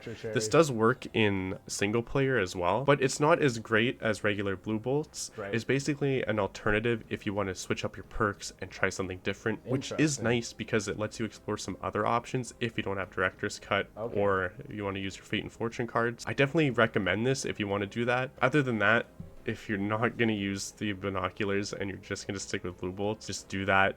It's not the greatest. I think that was kind of the biggest issue, is that there were so many cool different side Easter egg buffs, but a lot of them were kind of just useless in a way. There's just so many other charms that you can use. The next charm is going to be the shovel, which explodes zombies near players after they are revived. This is going to be useful if you play with more than one player, obviously, and in this day and age where no one is playing online unless you have some friends over. Yo, this game is fucking garbage. This is just another one I would personally avoid holding on to, since it's not going to be very effective and you could choose a better charm overall. The challenge of killing the 5 skeletons, though, is extremely fun and difficult, although there are only 5 of them you need to kill. But as I said, they're extremely beefy, and if you don't know how to navigate in the tight river, then you can get cornered and killed easily. As the cool kids would say, this is not poggers. The arrowhead is basically Deadshot. This is just a must-have, and also you could say this is a sneak peek into Deadeye Dewdrops, which released just after. Like, I even did the round 100 on this map last year, and I never used any of the charms just because, like, the wonder weapons in this map were insane, man. Like, the charms really should have been on another map because the wonder weapons were just too good. After this map in Shaolin Shuffle, everyone loved that map. As said, having an automatic ADS for the head is not only a game changer, but makes high rounds between 50 and 70 in Rave in the Redwoods much easier if you're not going to use the bows. For some reason, if you don't want to use them and just use regular guns. This may not be the most effective way to do high rounds, obviously, but this is just an S tier charm for that general gameplay of having the ADS automatically go to the head. This is also the charm I saw people most struggle with due to the target minigame, which in my opinion is not the hardest, but if you're using a controller, it can be difficult since you need to swing around from time to time doing the challenge. That being said, this charm, great overall, S tier. It's an S tier, baby. Nice. The ring. This is really interesting as a concept. If red screened, meleeing a zombie will get you back to full health. I think the thing for this is the learning curve with a regular user melee. It's so crazy how so many of these buffs were basically built in augments in BO6. Like, the animation so weird. And distance you need to have between the player and the zombie. If you got to think of that high risk, high reward. MML,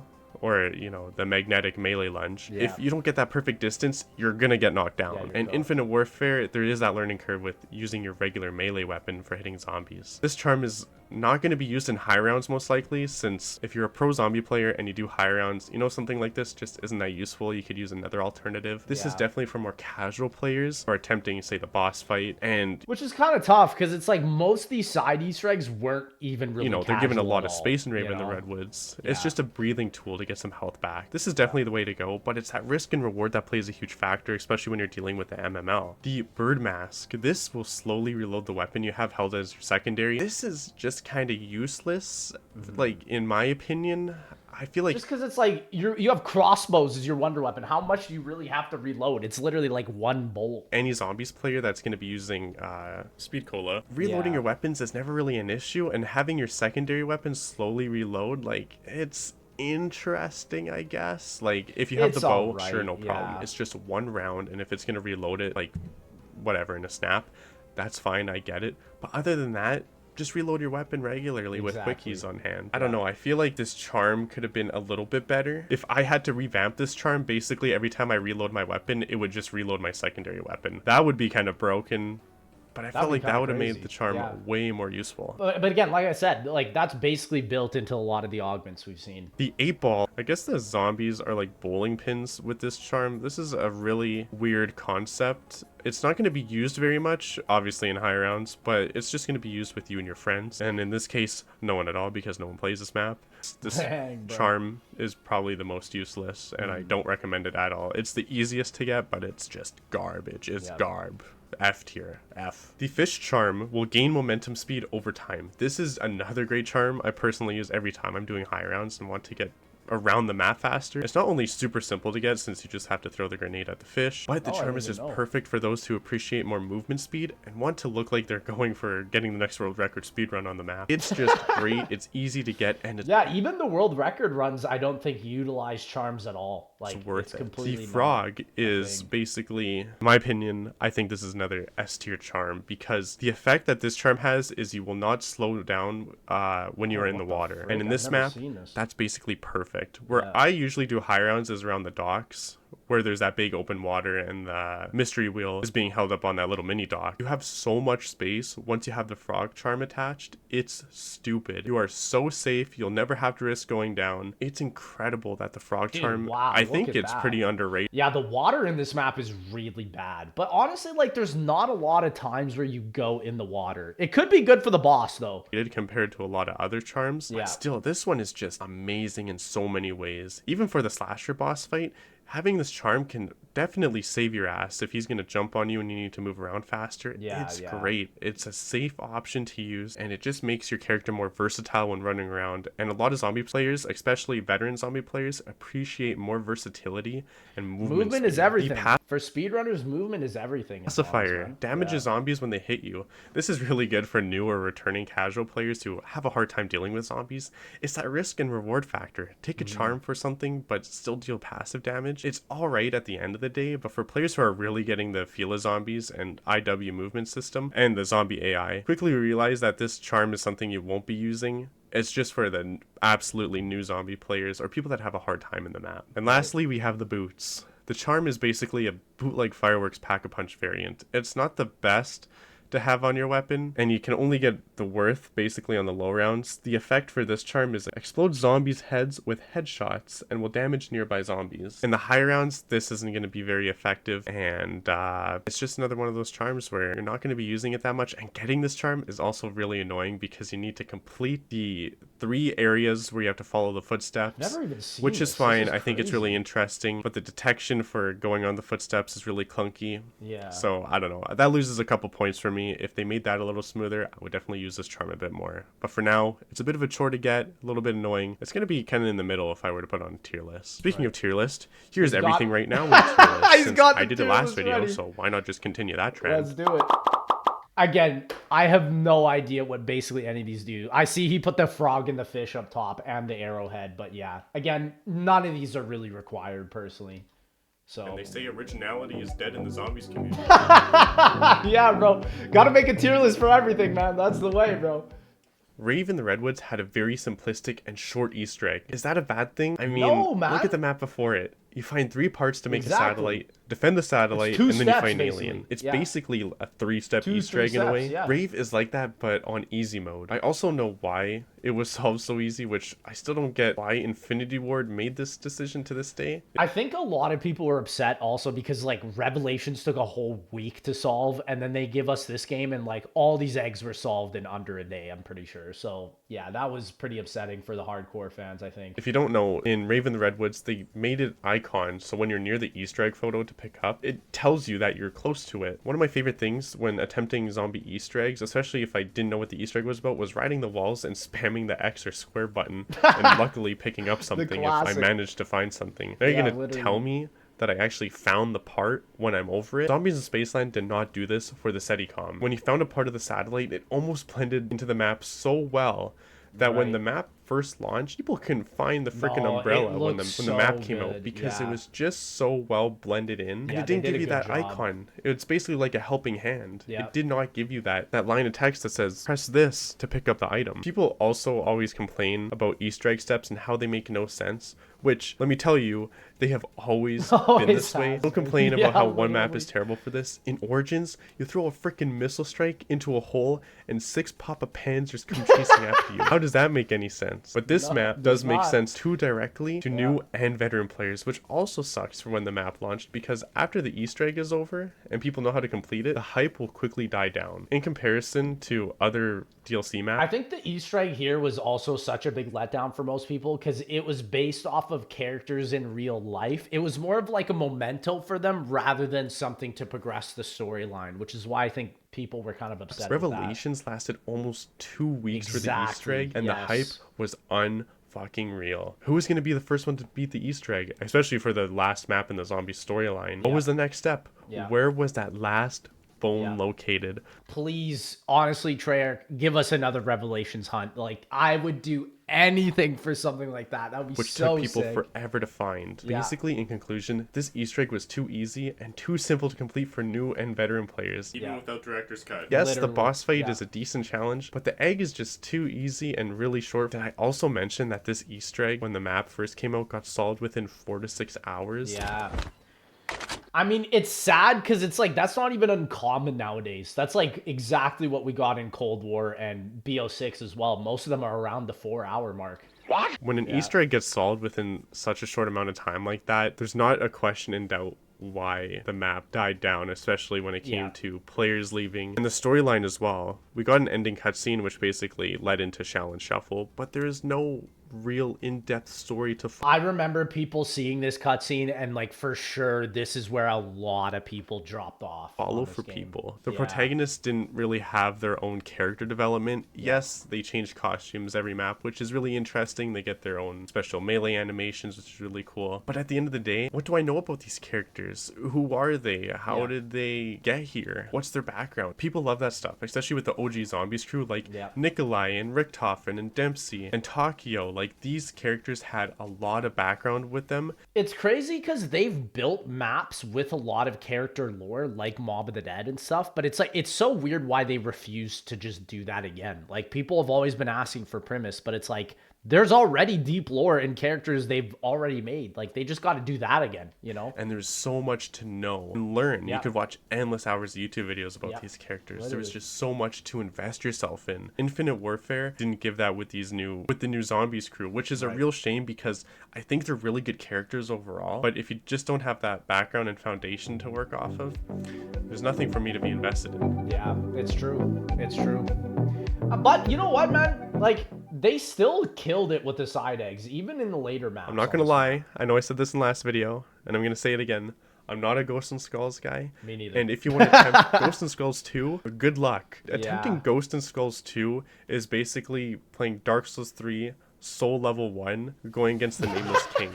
Ghost and Skulls is such an extremely hard side Easter egg that really I've never pushes done the it. limits of zombie players. I've never and that's done it. coming from someone who religiously played zombies, especially Infinite Warfare. I want to Yeah. say I completed Ghost and Skulls 2 between 1 and 3 times. It is so difficult. I'll definitely even link know some what it is. tutorials in the description. Yeah, most people never did it because it's like, why would I suffer through this when I can just pop it instantly or just play director's If you cut? want You to know? attempt it yourself, I'm not Yeah. going to be making a tutorial on Ghost and Skulls. It's just so insane, and there's no easy way around these steps. Like, there's nothing cheeky that I know about even after all these years. No. It's just a good test for your personal zombie skills, and if you want to challenge yourself and get all the perks in the map, give it a try. It's definitely It kind of sucks because it's like they put a lot of effort into Ghosts and Skulls, but as soon as director's cut came out, it just sort of became a gimmick. You know? a good challenge if you want to try something different. But let me warn you, it's tough and you're going to have a bad time. So if you get angry easily, I don't recommend this. But I'm just saying, you're going to have a bad time, so if you get pissed off, Yeah, oh, show. Whoa, whoa, whoa. comment on my video, you're going to get the Citadel Namor player, you're gonna relax, get the man. sword of Meliodas. Sword of Meliodas. Oh, this guy's a 7 Deadly Sins lover. man. Meliodas sword. What the heck? That's crazy. High rounds. Yeah, no, high rounds is fun. I would say high rounds is better on Rave than in Spaceland. High rounds 100%. in Rave in the 100%. Redwoods is basically...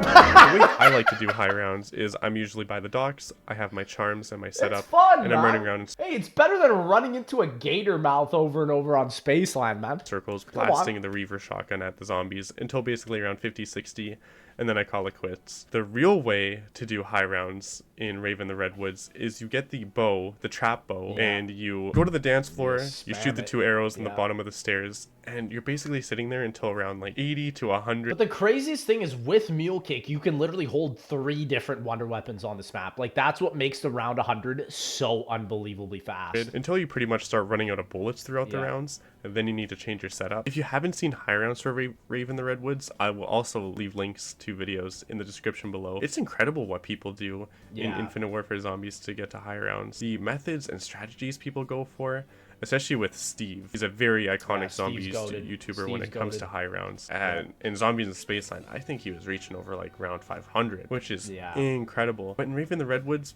I personally find it a little bit boring compared to other maps when it comes to high rounds. But that being said, every high round is kind of boring because it's always a cheeky method. You want to do as little work as possible, but achieve the best outcome. I think a fine example of that is Shadows of Evil when it first came out, when you were able to pack a punch the Apothecary Servant and basically sit in a corner spamming it and just flying through the rounds.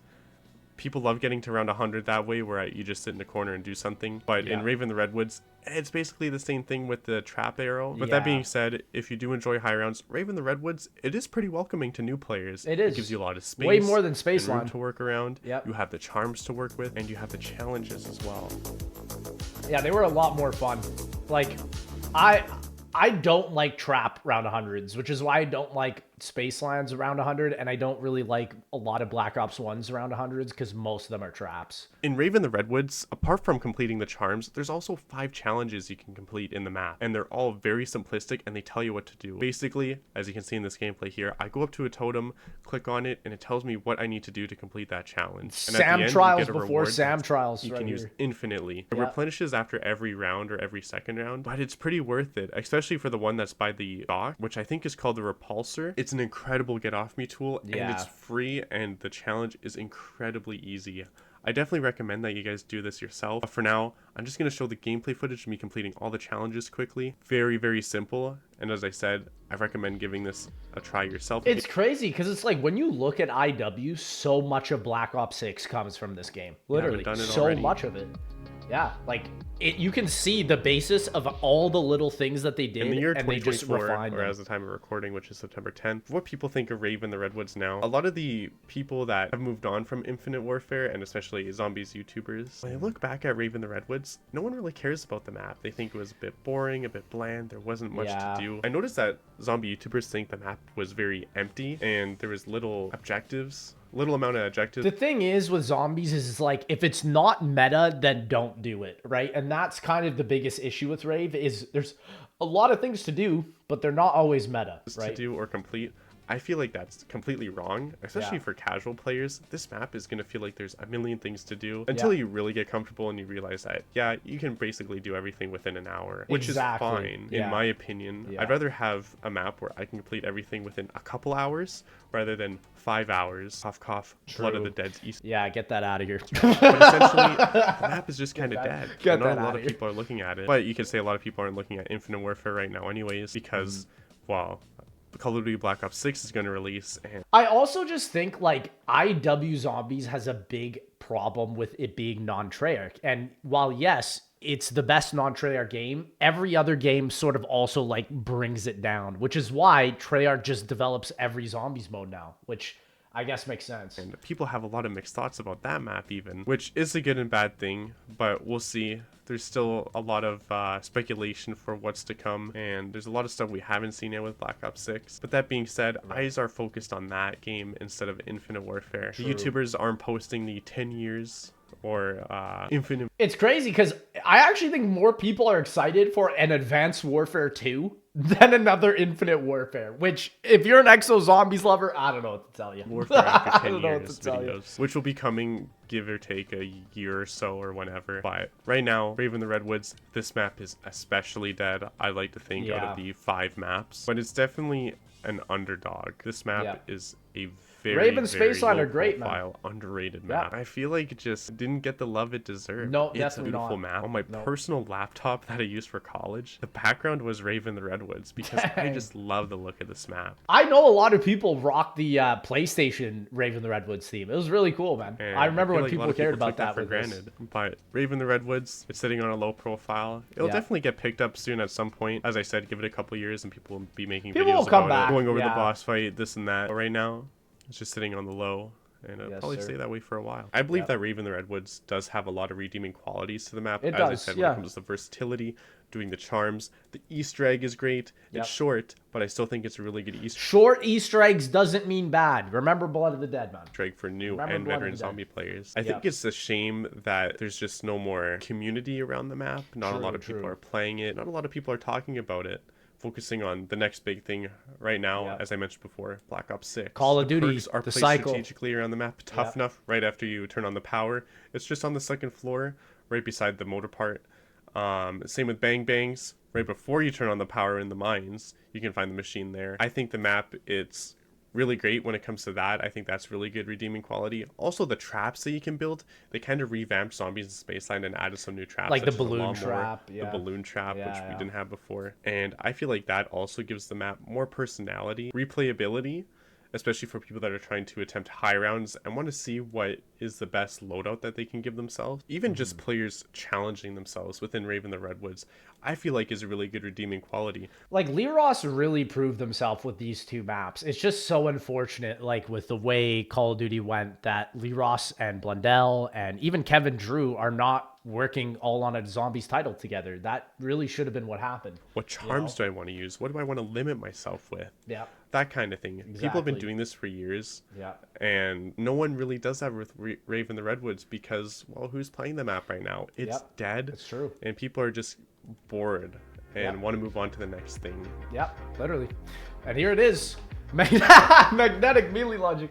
I like how he has an acronym for it, bro. This is just going to be a super short segment on I love how he's magnetic got an melee lunging. acronym. I know I talked about it earlier in the video, but I just wanted to go in some more depth into It's kind of sad because I kind of think this problem is still sort of here in Black Ops 6. I don't even know what game did melee the best, but like it's always been an issue with zombies. what magnetic melee lunging is, especially to those who are confused about it. In Zombies Yeah. in Spaceland, when you pick up the axe and you try to kill zombies with it, no matter what distance you are from the zombies, you will forcefully go right up to them as you're going for the kill. And that's the same for the Rave in the Redwoods starting weapons as Right. well. No matter what your distance is, you will always magnetically Just lunge lunge right towards into them them. if the game Yeah. knows that you're going to hit them. This is a big difference from your regular melee weapon, since you can give yourself a little bit of distance, and you'll notice can that your back character knife, yeah. won't lunge in, and it will still give the Yeah. hit detection showing that you are dealing damage with them, or you just kill the zombie. This is important, and I think with those beginning melee weapons, that really just, in my opinion, ruins them for me, because why would I want to use a melee weapon, especially if it's going to start taking a couple hits to kill the zombies? Why would I want to risk taking a couple hits of my health, or risk just going down and losing the game? It's funny how this problem even came into BO6 and really wasn't solved until Citadel they more dropped with melee macchiato and all that. So I think they should have redesigned these a little Yeah. bit better. I know I'm not going to be using them in a long time Most unless people I won't. need to use them It's for a a gimmick. challenge or It's just really want a to show it off gimmick. in a video. They're Yeah. just not the greatest in my It's just a opinion, gimmick. and I feel like I mean, even the chainsaw was a gimmick for the long time, and then like people were AFKing to round 100 on this map. Like, to magnetic melee ridiculous. lunging, it just ruins the weapon as a whole. But that's my opinion. I wonder Yeah. what other people think of these. I can't see myself. it's been using a it problem in ever zombies because of for that one quite some factor. time. Yeah, it's been quite some time. And yeah, and then this is Kevin Smith. I even forgot his name. The Kevin whole Smith, Easter egg is currently based off 54 of this years guy. old, was born on Yeah. August 2nd, 1970. Is an Right. American actor who directed and first debuted in a movie called Clerks in 1994, which is one of the many entertainment films he was a part of or worked in. Kevin Smith also used to host a radio channel or show which is called Rebel Radio, and if you take one look at this web, you can Dang, he tell looks- someone seriously needs to touch up on their HTML and CSS coding. This is like Oh, he's Garbage. roasting. I guess now he moved on from that radio show and is part of a new crew working within a podcast called Smodcast, which is a podcast channel. He's I lost literally a lot of just weight, man. reiterated that like a 9th grader writing an essay trying to get 1,000 words. If you search anything up on YouTube about him, you're gonna find nothing new within at least 5 years. Everything about this is pretty old, but Kevin Smith was always known for his comedy in general as an actor or comedian. Yeah, It's man. the 1970s, and things are about to get a whole lot more funky. Shaolin Shuffle.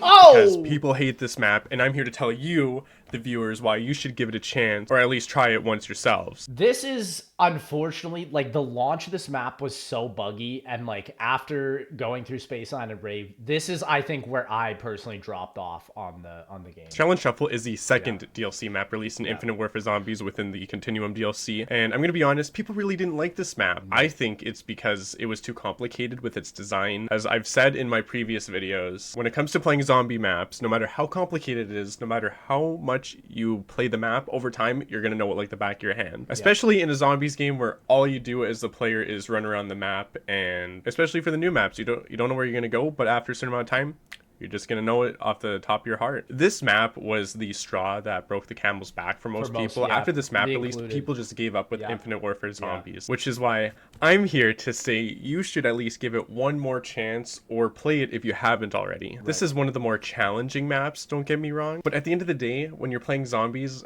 naturally through most of the maps, the players are going to get better over time. I think my biggest gripes with this map was, number one, the Kung Fu was super laggy on launch. Like, it just did not function. You would literally lag out of the game if you just kept spamming it. It was completely broken.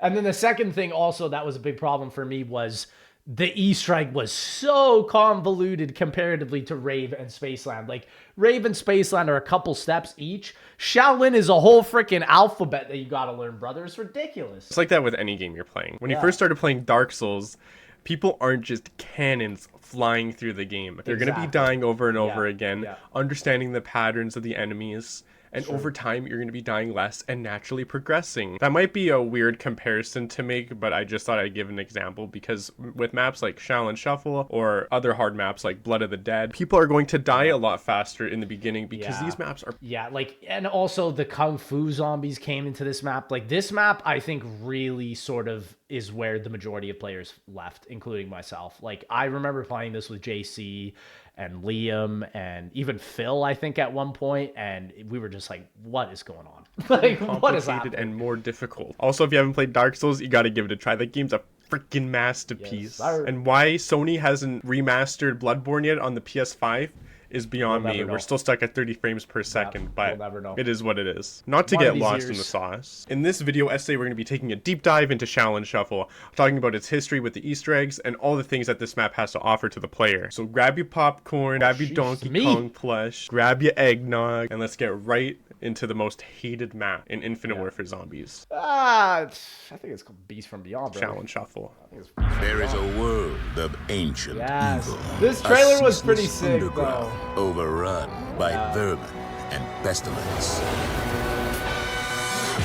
They call it The trailer was pretty sick, New man. York. Yeah. To clean up the streets. No, I'll give it like this. The trailer was really, Fighting really cool. dirty. If this is the Big Apple, it is rotten to the core. Yeah. They've got the mojo. Like, we've never had elemental melee weapons since, like, Citadel, actually, with this map. Like, wow, that's kind of crazy. It's literally been 8 years. To save the dojo. Wow. Yeah, the kitty cat in the dojo might have some words of wisdom. Shall we begin? I think that also another thing is, like, not many people that were playing these games knew who, like, Pam Grier and all these, like, other actors and famous celebrities were at the time. And so, yeah, I think it just didn't really appeal to a lot of the player base. Yeah.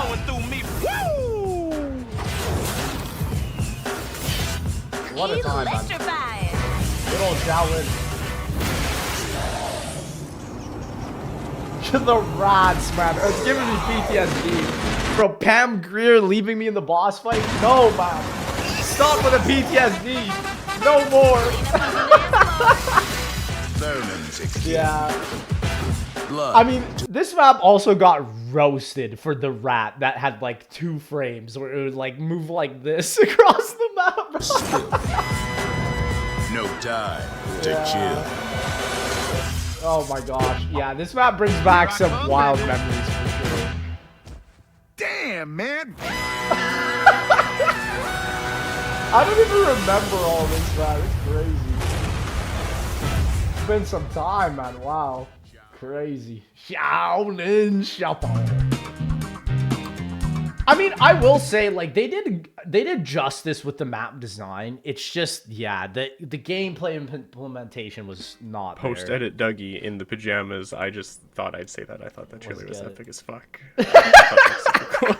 The theme of this map after our characters leave Rave in the Redwoods is the 70s, and the setting and areas of this map are definitely one of my personal favorites to run around and stare at. I think the dance floor is one of the more iconic parts of the map due to its flashing colors and extreme amount of party decorations laying around. But even the subway station on both sides and the theater where you go to Pack-a-Punch is extremely fitting to the time era of the 70s, the way that they designed and created the looks and aesthetics for this map. Now, some might disagree and say that they should have gone more over the top, but I think for what we got with this map, it's definitely enough. And being in New York City, I find this map just does a damn good job with bringing the players to areas such as the sewers, where New York is known for the rat infestation problems, to the rooftops where you can look out at the map and see so much more, getting a more broad and wider aspect of where you need to go. Even with some of the color palettes of this map being grimy, gray, and that desaturated color helps emphasize that this city is worn out and people used to come here all the time. A weird comparison to the colors is the backrooms. It's something that people are familiar with when it comes to the design and look. I feel like this map was just very New York, you know, like grays everywhere, sewage, like it's New York to the T, man. Something, but have not actually been there before, which is quite interesting to think about. Did Infinity Ward try to go for this intentionally? I mean, I don't know, but the theme this map is going for is by bringing our characters to the 70s, which is very interesting. And as always with our characters, they have a new look and design when being brought into this time era. New melee animations and voice lines, which are more direct to being in the 70s, which is something they also changed throughout the maps. I don't think we will ever have a 70s or 80s zombies map ever again. Like, I know Cold War was in the 80s, but it's like, I don't think we'll go back to this time frame, unfortunately. For their time era. This is just something I love about Infinity Ward when playing one map after another. It's just that breath of fresh air. Exactly. And whenever I load into a map, I'm excited to see who I get to play as, to get their melee animation,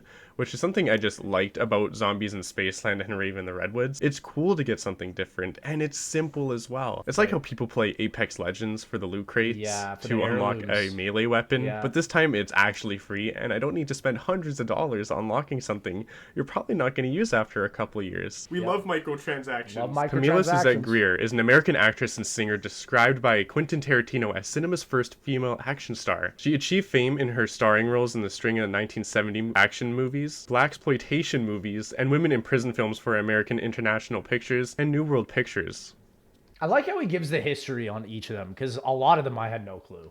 Personally. Wiki article. Some of her more famous movies she's known for is Coffee, Bobby Brown, and Sheba Baby. And I personally have not watched any of these films that she debuted in. But if you have, let me know if they're good and if they're worth watching. I would definitely be interested to try them out if they're good. I'm also not a movie guy, but I'll give anything a chance if it's good. She is also the star in Shaolin Shuffle, playing as our guest character. And I really like her character in this map, being this wise mentor, helping guide the players to complete the Easter egg. She fits in the map perfectly well compared to the previous star Kevin Smith, who I felt like did fit in the map in some way, but something was off. And maybe his character needed to... Well, that's what I mean. It just felt like a memento to him rather than Pam Grier actually being a part of the map. Be more fleshed out. It could have been better at the end of the day. That being said, Pam fits in this map perfectly well, helping our characters through the Easter egg. And even after you complete the Easter egg, like all the other guest characters, you can play as her, and her character is phenomenal to play as. If there is something I love about Infinity Ward Zombies, it's playing as these characters, and Pam is just another one of those that we need to use if we have her unlocked. Her character is funny, quirky, her melee is cool, and I just enjoy when I can play as someone else, especially for a map like Shaolin Shuffle where it's well deserved. This Easter egg is a tough one, and even for me, a zombie veteran player who... It's one of the toughest eggs, like especially if you're doing it solo, my goodness. Has played the shit out of Infinite Warfare. This Easter egg still takes me down from time to time. With that being said, we're staying on the topic about Pam Grier. Her newest film that she was debuted in is called called Pet Cemetery Bloodlines, released in 2023, and maybe she's still going. Right now, she's at the age of 75, which is crazy. I don't know if she's doing the movies herself or if she is supporting these movies, like writing and directing, but 75 and still being a part of Hollywood acting is something else, man. That's, like, most people don't even make it that long, brother. I mean, good for her. I respect the hustle. I don't know if she's releasing anything else around. I'm not really looking into the finer details of things, but as far as social media goes, she does have an Instagram and Facebook, so if anyone is interested to learn more about her, I will have it in the description down below. Sheesh. Yeah. Fighting styles, yeah.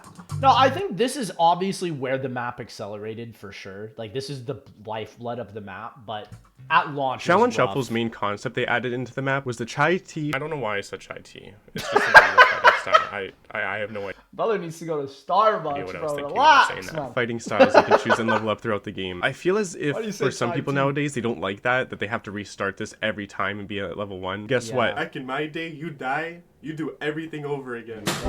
The player has 4 choices for what they can choose to upgrade, which is going to be the crane, the dragon, lion, and snake fighting style. Now, in concepts of the first level with the fighting style, this is just the base level using the melee action. Each fighting style has a separate melee animation. In this footage, I'm going to be showing off the lion fighting style first, and after you get enough melee kills, you unlock level 2, which is the shurikens. I'm not sure if any of these have infinite damage, by the way, but after you get enough shuriken kills, you're going to unlock the 3rd level or 2nd level. That's the other thing. There's so many cool, unique weapons in this map, but there's very few that even were viable for high rounds. Level, I guess, which is going to be the black hole with the lion. The 2nd level is definitely interesting. It only kills about 5 or 6 zombies at a time, and as you can see in my counter in the top left corner, it's only taking about 5 zombies, which is okay at best, but for how much it's consuming for your fighting style, it's definitely not worth it until you unlock the final level, which does big damage. And as you can see in the footage, it kills everything in front of me, which is extremely cool. And I definitely recommend this one over the others. If there's one I don't recommend, it's the snake, and I'm going to be showing you why after. The snake is so funny. You just start punching like this on the last It's so ability. bad. It's so bad. The crane fighting style animations, or the base level, is definitely one of my favorites out of the 4 fighting styles. It's definitely one of the most unique, in my opinion.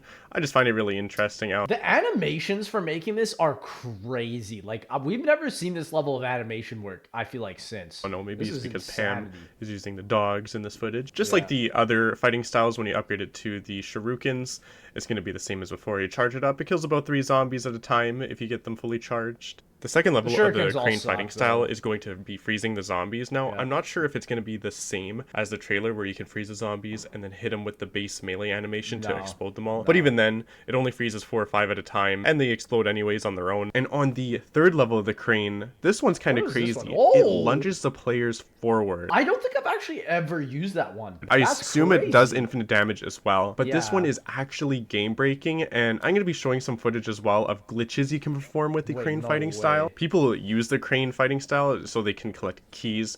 Basically, you unlock the final level, you manage to get into a glitch spot with it, you go AFK, and the zombies just keep on dying. People get to like around 100 plus with this method. It's actually... It's like they instantly die in the vicinity of you. Kind That's of insane. mad. The 3rd fighting style is going to be the dragon, and this one I think is also just one of the cooler ones that I like picking from time to time. With the 1st level being upgraded, you can see it's the shurikens again. Same as before, nothing has changed between all these fighting styles, and upgrading it to the 1st level. The 2nd level for the dragon fighting style is very similar to the crane, freezing the zombies in place and then they explode, which is an interesting decision from Infinity Ward. 3rd level, you can summon this insane golden dragon around your character, and it lasts for a pretty long time. Personally, I think this is the better final upgrade for all the fighting styles because it just lasts for so long. This one is definitely a must pick, and for players that are new as well, easier when you have that final level. It's safer. Dude, yeah, like I did 0 of the side eggs. I have no clue what I'm looking at So right if you now. prefer a more defensive fighting style, this is the one that I would pick. With the final fighting style being the snake, skipping past the shuriken and the 2nd level, if you look at the 3rd level where you can summon a zombie to kill other zombies, past round 20,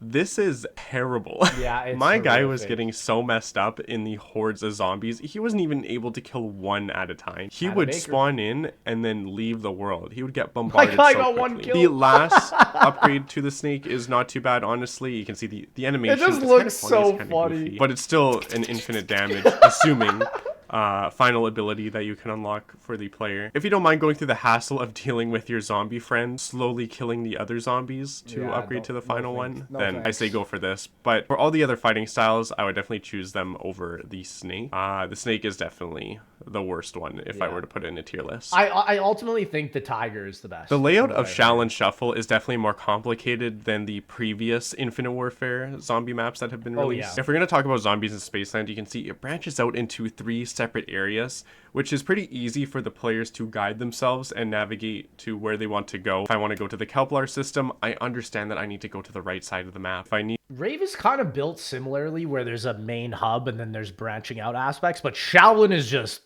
good luck. To go to Polar Peak. Look for the it's subway, straight on, look for and the even the buildings. left and right side of the maps both lead to Polar Peak. If I were to hypothetically go there, it's really easy to navigate around Zombie in Spaceland. And then with Rave in the Redwoods, you can see that you start in the main hub of the map. I made a video about this as well, which you guys can watch. Link in the description below. Shaolin Shuffle is just interesting with its layout. Dude, it took us like 20 minutes just to find that first power switch in the spawn. Like, this map's layout is a little confusing, especially because it has portals as well. On one side of the subway station, and the players, when they leave the starting area, get put in front of the dojo. And from here, you can branch out into either the rooftop, which leads to Deadeye Dewdrops, or if you decided to go the other way, you would immediately head towards the dance floor. This direction is usually something that the players do not choose, from what I've seen at least online. But as you can see in this gameplay here, it's also mad that they added the WTC in there. You know what I'm talking about. You can see it. You know what I'm talking about. Walking around the map, it can definitely be confusing for sure, especially with assets looking similar, multiple paths, a lot of shortcuts to go through. And with these shortcuts as well, you need to use the fighting style to unlock them and open them up. But that being said, this map really isn't too bad in comparison to other maps. I'm gonna use Blood of the Dead as an example. I think Blood of the Dead is confusing, but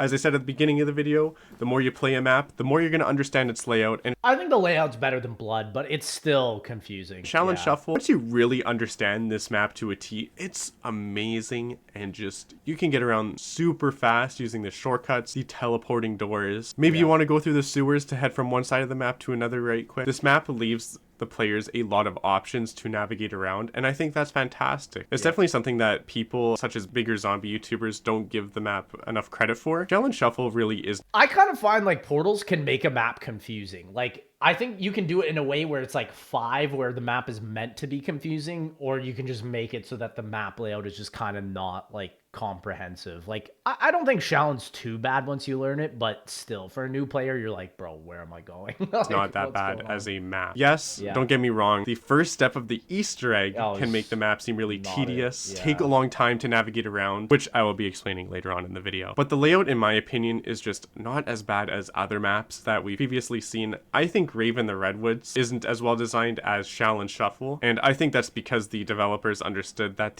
having a main hub as your map that branches out into the other sections, and even like the shortcuts being from the main hub going to the other sections, that's not really a well-designed map, because well, if I'm over in the recreational area in Rave in the Redwoods, how am I supposed to get somewhere else really quick?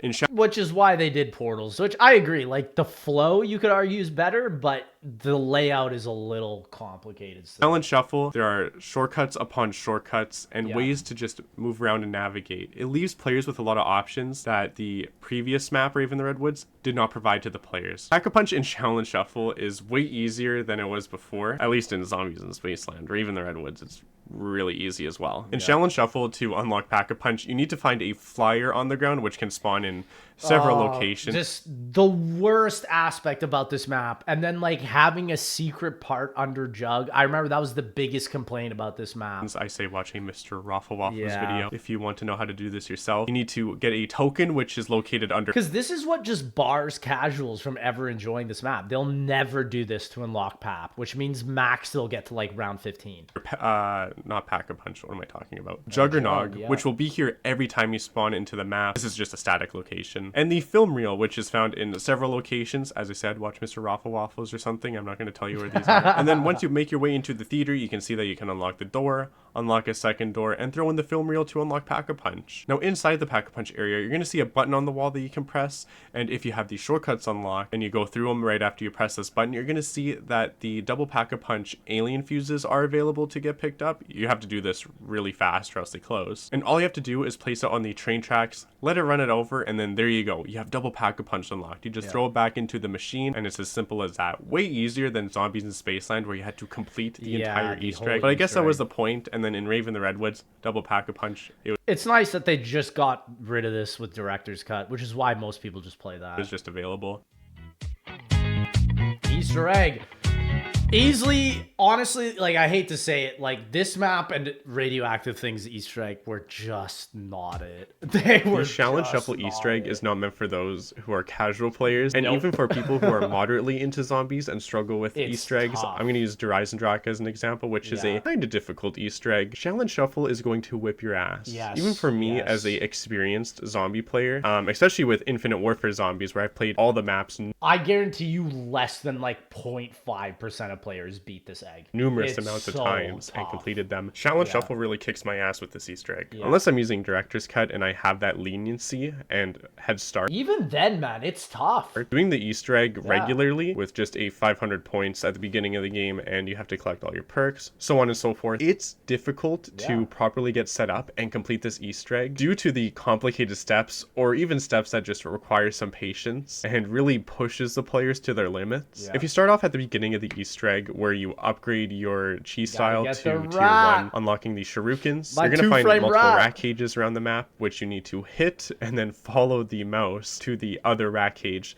This one is just a patience game. It's not like it's difficult unless you're on a high round. You have a tons of... It can get confusing because if you lose the rat, you just don't know where he is. You might have to literally restart. Zombies following you. This is something that's meant to do at the end of the round, and you just follow the mouse into his next location. After this is done, you're going to see a golden area that you need to kill zombies in. This isn't too bad as well, and once it's completed, you're going to pick up a key which unlocks a locker in one of the subway stations. And then it's the same every time, so it's not like you have to worry about that. And then after this, you need to shoot symbols on the wall, which I'm not sure how to really describe this, but as you can see in the video, these are the symbols that I'm shooting. It just doesn't make sense. I mean, I don't speak the language, so it just doesn't make sense to me. Then after you complete shooting the symbols in the proper order, the Rat King will be available to fight right in front of the dojo where Pam is. And this is going to be the first of 3 fights you're going to have with the Rat King before you enter into the boss fight. This first one is pretty easy. He only has 1 or 2 attacks available, and his health is pretty low compared to his other fights that you will see later in the game. And after this is done, you're going to collect the Rat King's eye, which... This eye step, I have to say, this was so broken at launch. It would just not work.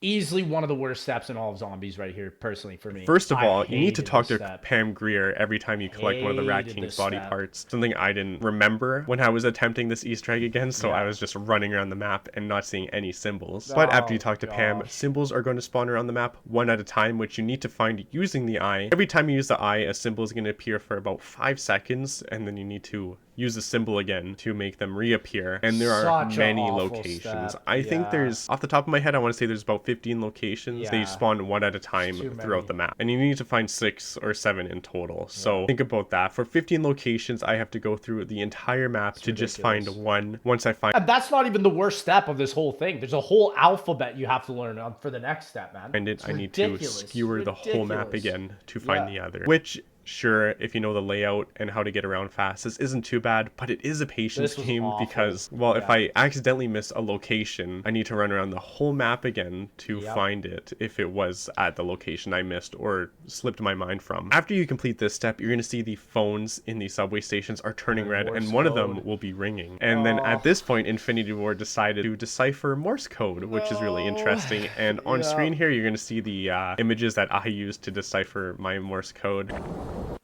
It's just so bad. Like, and this should be a philosophy in zombies. Like, if there's any Easter egg step where you have to pause the game, it's usually not a good step. Like, the only step I would say that's all right with that is, like, the Grod Crovy bomb step. But, like, bro, this... Just to take a moment to explain, as you can see, I got 4 dots and a dash, which accumulates to the number 4. Or 4. Which leaves me with 2 options, so I just need to figure out my next number, and then I will know what poster I need to grab for the next step. This accumulates to the number 0, which means my number I need to find is 407. Once you figure out your 3 numbers, you're going to have to look at the posters on the wall and match up with them. I think if you collect the wrong poster or attempt to collect the wrong poster, you'll have to go to the phone again, and it's going to be 3 brand new numbers that you'll have to decode. But with that being said, once you find the correct poster, you bring it up to the light on the rooftop here, and you'll have to throw a grenade at this window, which will spawn a bunch of ninja zombies. After you kill all the ninja zombies on the rooftop, you're gonna see that a letter is appearing on the wall. And here, ultimately, this is where I just don't think they wanted anyone to beat this egg, because it's like, bro, what? There's another image of words that could possibly be what you're trying to find, and here's a second image of characters that you need to decipher. How did people figure this out? This was all just like outside of the game on Google. This is why so many people fell off with this map. Into actual alphabet characters. Ridiculous. And you'll see what I mean when I talk about this through my gameplay, is that I'm taking the time to look at my sheet, compare the letters, and then find what word I'm trying to decipher. And the thing that's really annoying about this is that every time that the word starts over again, it only starts with one letter. And for A, I think there's like 5 different words you can choose from, which is really annoying. So, but then for some letters like L, it's only Los Angeles, right? So it's like, for speedrunners, when they do this, they literally just swap it, keep getting it wrong until they get a certain letter with only one word in it. Well, I'm just taking a shot in the dark, I guess. Because sometimes you'll have 2 characters that could be your word, but only one word is chosen that it wants the player to spell out. So this step can be really annoying, but it allows you to attempt it at least 5 times before you need to start the next round and do it over again. After this step is completed, the players can go in front of the theater and fight the Rat King for a second time. And this is where I recommend the players get set up properly, because as you can see in the footage, the Rat King whips my ass not once, not twice, but 3 times, and I'm not even at the proper boss fight. Like, and that's the thing, this whole Easter egg is built off of a meta of you knowing what you're doing, and most of the time people had no clue. Right, yeah. After the rat is defeated the second time, you're going to be collecting his brain. Bringing this to Pam Grier, you're going to see a symbol flashing on the top right of your screen, and basically with this step, after 2 rounds, the game hypothetically glitches out and spawns you into a part of the map, which is near the beginning. It's literally right in front of the dojo again, and you need to kill the 5 or 6 zombies that are hoarding you. And after you defeat them, you're going to see a dial and bring it to the spawn subway station area. As you can see in the footage here, it's spinning a couple times, and that is that step. After this step is completed, you're going to have to go climb this ladder, and then you're going to see a symbol that the players can shoot, which will activate a ring on the ground. There's going to be multiple rings that the players need to kill the zombies in, and then after you complete this step, you need to go into the dance floor area, press the DJ's kit on the 2nd floor, and you're going to see a zombie spawn in the middle of the dance floor with a disco over his head.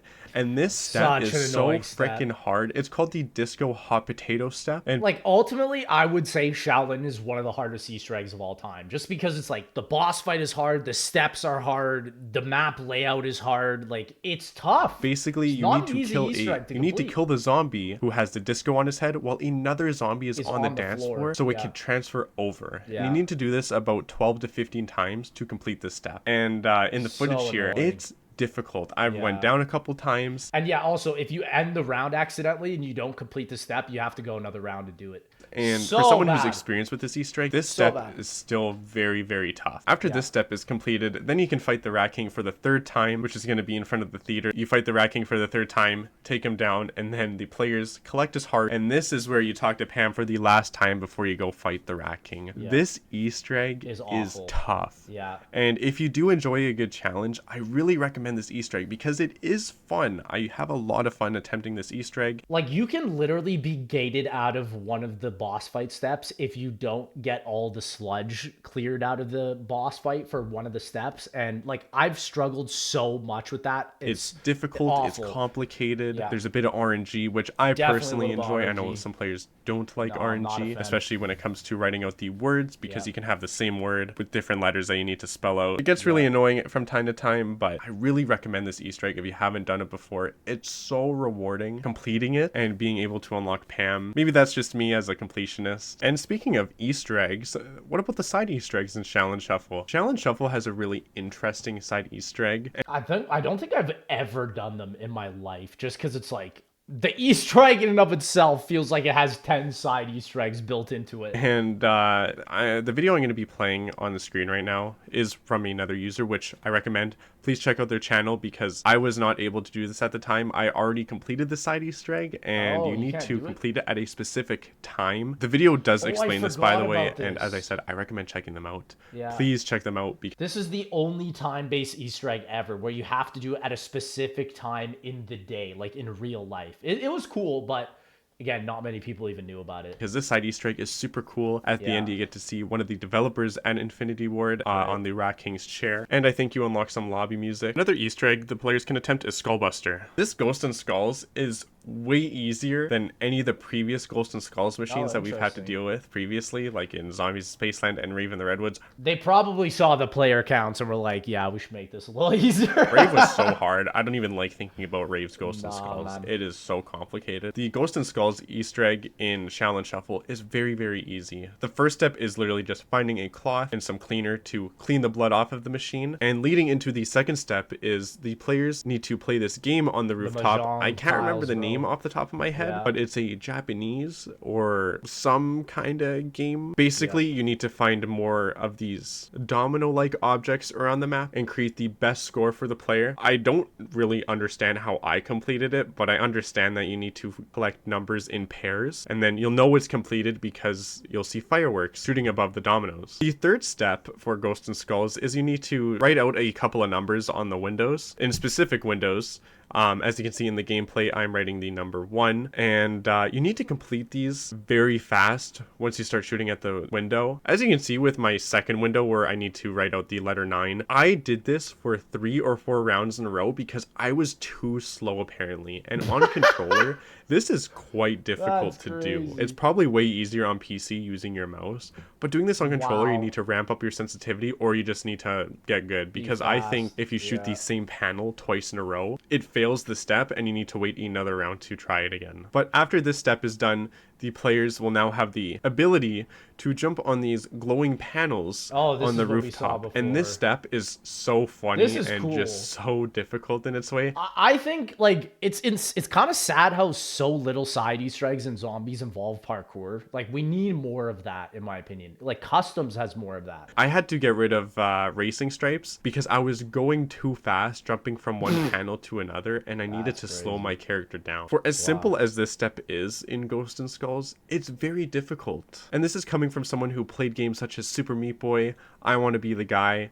I know how to precisely jump from a platform, but maybe this is Call of Duty and the depth and perception a little different than those kind of games, obviously. This step looks really simple, but is quite difficult after the player manages to complete jumping through all of the spheres that are floating in the sky and collect the skull. The final step is to call the number, which is on the Ghost and Skulls machine. And that's it. It's as simple as that. Now you can play Skullbuster, and this one, very simple. It's not random. There is a predetermined way to complete the game, and as you can see, I make a mistake and one of these skulls lights up. So you just need to make a proper estimate of what color needs to go where so you can eliminate these skulls. And depending on how many players you have after 3 rounds, as you can see, I completed the game, and it's not like I got Perkaholic, because when I was doing this, I was using Director's Cut just so I can have an easier time and get this done a lot faster. But I recommend this to people who are playing regularly without Director's Cut and want to use a Perkaholic, because it's not as bad as the previous Ghost and Skulls. Like, it was a cool concept to segregate Perkaholic as a side Easter egg with the Ghost and Skulls. I just found that most people never did it because, number one, it was too tedious, and number two, you would just get it regardless from doing the egg. So yeah, kind of cool, but low-key they should have just made it a better reward with something else. That I mentioned. Ghost and Skulls 2, it's a nightmare. Ghost and Skulls 1, I think that one's also a nightmare. It's tough. They're all tough from what I've heard. Yeah. High rounds.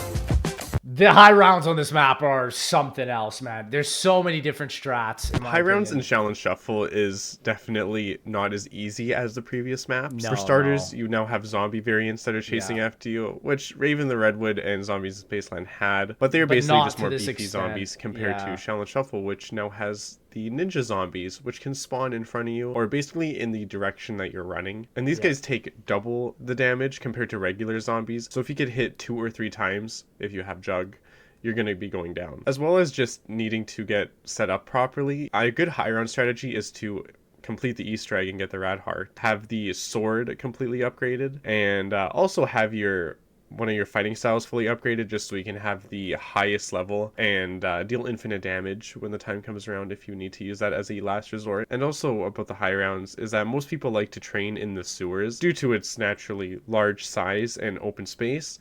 But as well as when the ninja zombies start spawning in, you don't need to run as fast. I know there's one gun. And you can also just activate traps to get rid of them all. That actually increases the speed of the player. But if you manage to get that gun and you have a faster walking speed, you can basically outrun the zombies that are sprinting at you while not having the ninja zombies spawn in front of you and screw you over, because that's usually what happens in Shaolin Shuffle, is the players are running around trying to kill the zombies, but when they have their backs turned as they were just sprinting forward and turned around, the ninja zombies spawn in front or behind them, which will screw them over, push them around, and get killed by the horde. The wonder weapon in Shaolin Shuffle is the sword, which you can upgrade twice.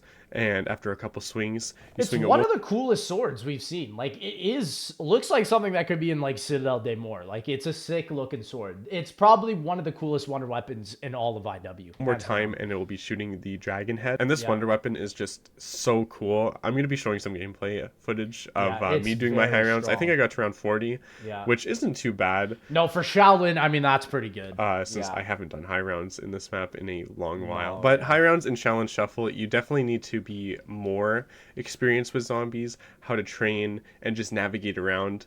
And the setup is definitely more complicated, especially if you're not using director's cut and you don't have the 25k points to start off with. But other than that, I think that the high rounds for this map is really interesting, especially if you use the crane fighting style and you can glitch yourself not out of the map, but in parts of the map. Well, it's also like, that's so sad that like a lot of people just rely on glitches for high rounds. I mean, you still see people do that with BO6, so it's not out of the ordinary. Where you can deal infinite damage for a extended amount of time. As I said, people get to around 100 plus doing this with the crane fighting style. It's insane how game breaking that is. But if you have Shaolin Shuffle and you haven't done high rounds, I definitely recommend giving it a chance. Go on a podcast, I can't. Some videos. Try your best. I mean, it's more complicated. Maybe one day, because the only round 100 I actually have on Infinite Warfare is Rave. I still even have to do Spaceland. I've died so many times doing the Gator strat. And Shaolin I would probably do, but Radioactive thing and Beast, probably not. Especially because the Beast strat is so dumb. Then Rave in the Redwoods and Zombies in Spaceland, which were available at the time, but it's worth it, and I think it's a fun challenge if you do enjoy to push yourself and become a better zombies player. I think one of the many reasons that people don't like this map is due to the size of it and layout, as I mentioned before. It's also just really convoluted. Like, it's a very intense learning map, man. With any map, you play it long enough, you're going to understand the layout like the back of your hand. I know I said this countless times already. People weren't really invested in Infinite Warfare Zombies, and when they got hit with this really challenging map full of tight corners, the Easter egg is complicated, it was like the straw that broke the camel's back. It was just too much at this point, and people just gave up and moved on to the next thing, which was Black Ops 3, which was still releasing DLCs at the time. And also, like, Chronicles came out, and that literally, I think, just sunk the rest of this game fully, because I mean, people were somewhat there for Radioactive Thing and Shaolin, but like by Beast, bro, I think like the whole of the zombies community can agree that Beast from Beyond is by far one of the worst maps ever produced, and I think we can all. It didn't help that zombie YouTubers, the more popular ones with millions of subscribers or hundreds of thousands of subscribers, were also shitting on the map, which leaves a bad taste in other people's mouths. And I spoke about this as well with Rave in the Redwoods. When YouTubers who are very well known in the community talk about something poorly and don't make it seem as engaging, like it's not worth it for you. I think it was also just like, again, the zombie fatigue at this point was insane. You have to realize, like, we had a 3-month wait between Zetsubo and GK, and then GK comes out next month, Revelations, next month, Spaceland, a couple months after that, Rave, a couple months after that, Shaolin, and everybody's like, oh my gosh, like, let's just relax here. And then Treyarch drops the bombshell of Chronicles, and everybody's like, yeah, see you later, IW. So it's like, in a way, I get the YouTuber blame, but I also definitely think it was more Activision's fault here, because it's like they probably saw the declining numbers on this game and they were like, just release Chronicles, like just do it. To try. It leaves a bad taste for a lot of people but who I agree with may what have you're been saying. interested, but now it's like, well, why would I want to try the map if it's has a really complicated Easter egg? Well, and it's also like you had the option at the time, $30 for all your favorite zombies map on Black Ops 3. Shaolin Shuffle. You know what I mean? The like, map is terrible. tough decision. The gameplay is terrible. It has nothing to provide. Like, why would I want to try it if all these bigger YouTubers are also not interested? Yeah. I think another factor is that Infinite Warfare just wasn't as popular as Black Ops 3 at the time. Very true. So YouTubers who hypothetically make their living. Well, it's not even just like the YouTube content. Like very few people were even playing IW for the maps launches. Like a lot of people were still just playing the OG BO3 maps, man. Off of YouTube with Infinite Warfare, it's just not worth it, or wasn't as worth it. No, literally, my last video on IW Zombies when it was first dropping, I made a video for Spaceland, Rave, and Shaolin, and then I just never bothered with Radioactive Thing or Beast. As Black Ops 3. Black Ops 3, it was booming. You had Gurad Krovi, that map was insane. Revelations was crazy, especially for the Easter egg hunt. I could just go on and on about that. Black Ops 3. It was like 2017 was a massive year for zombie fatigue, in my opinion. Like end of 2016, going on to 2017, we got some of the most amount of zombies content we've ever seen, even to this day. It was up here compared to Infinite Warfare, which was like down here. You couldn't even see Infinite Warfare. Literally. It was crazy. Everyone chose Black Ops 3, and it was the game to be played at the time because of the story that was ending. Did Shaolin deserve the hate, though? I don't think it did. I think with and it's like I said, if they chose the timing better for this game to release, like even if it was a year after, I think this game would have excelled. Every Infinite Warfare Zombies map, they're all equally as great in their own ways, but I don't think they deserve the hate that they originally got during the map's release. Shaolin Shuffle, people did not like this map, and I personally still don't. Like, I don't think I would ever go back to round 100 it. Maybe if I absolutely have to, but like I don't understand why. Really I know when games are too challenging, it can really turn off players and make them go to something else. But in my opinion, it makes me want to push harder to become better. So I agree, though. Like, that's why I like Elden Ring. But I just felt like the challenge in this game wasn't like actually like a challenge. It was more just like complicated, you know? I can play the map. It's like, I'm going to use Dark Souls again. Right. When people play Dark Souls for the first time, or Bloodborne, or whatever you're playing, let's say Elden Ring. Elden Ring's the newest game. When people play Elden Ring for the first time, and they come against the first boss after you leave the starting area, the horse, how many players actually beat the boss compared to how many players just gave up because it was... I did it, bro. I beat the Tree Sentinel, bro. You can go back and check. I beat that boy. Too difficult. There's that balance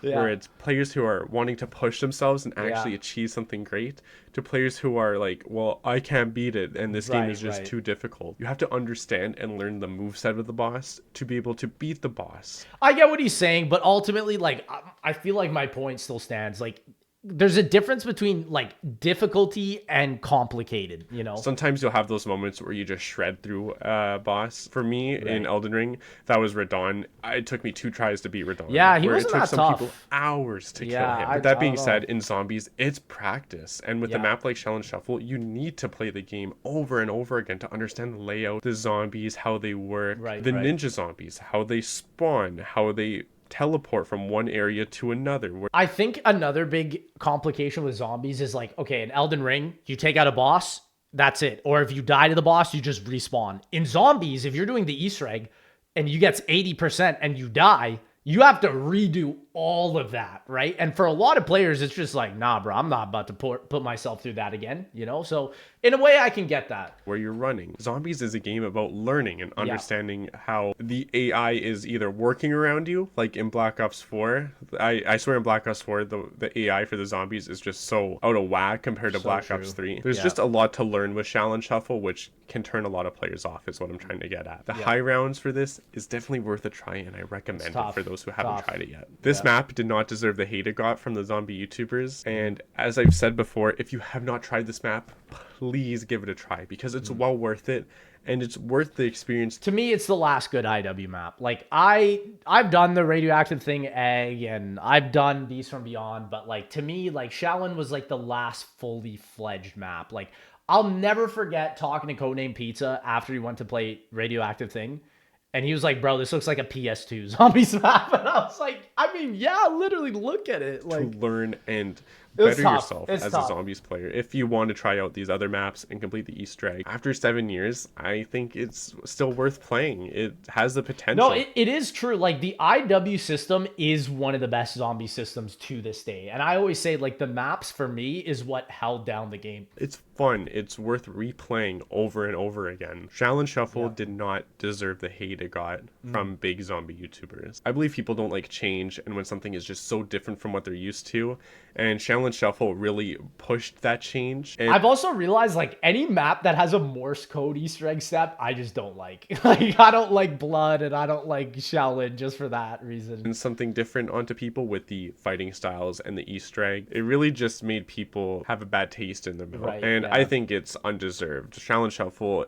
pushed for something different, and I personally... Again, like, there's always a different experience between launch and what is actually playable today. And to me, the launch of this map was absolutely horrendous. Like, it was definitely way worse than what it is now. I think it did it quite well. If you guys have different thoughts, please let me know in the comment section down below. Yeah. I'm not going to go against anyone who has a different opinion than me and says, you know what, I think Shaolin Shuffle is bad. It definitely did deserve the hate. And that's totally fine if you think like that. Right. I'm not going to argue against that. I just think Shaolin Shuffle isn't as bad as a lot of people say or originally said when the map first released. It does a lot of things well, and for things that people don't think the map did well, such as the design, the Easter egg, that's totally fine if you think like that. I love the Easter egg. I don't know why. I like when I have to do the Morse code, have to follow. It's just like, I've noticed that, like, the people that like these zombies games are the ones that love to do everything in the map. Like, when we were watching CJ Santa's tier list, like, he explained it in a way where it's like,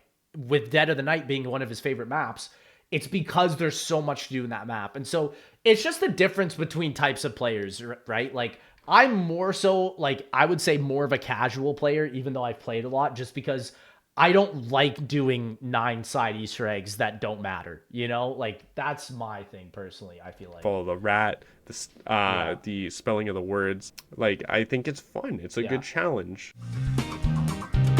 Can Shaolin Shuffle redeem itself?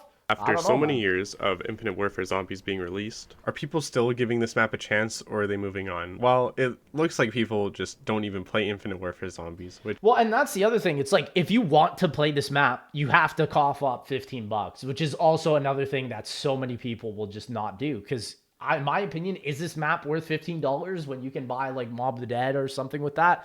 Probably not, man. It's quite sad because I believe it's one of the better zombie games on top or right beside Black Ops 3. People bat their eye away from Infinite Warfare Zombies due to the bigger zombie YouTubers who shit on the map, which I strongly believe is the case. It didn't help that when Infinite Warfare released, it got a very poor negative reception at launch. It was just the toppling of hate. Like, you had the people hating on the multiplayer and campaign, and then they would play zombies and hate on that, and then the zombies was also different from BO3. It was just a mess. Man. This trailer being one of the most disliked YouTube trailers of all time. And as I said, just those bigger zombie YouTubers. You got Noah J456, Mr. T Lexify, The Smith Plays. No, I agree. Listen, I'm not going to shy away from me stating my opinion. Like, I always say it how it is. But personally, like, have I gone back and played the maps after Shaolin?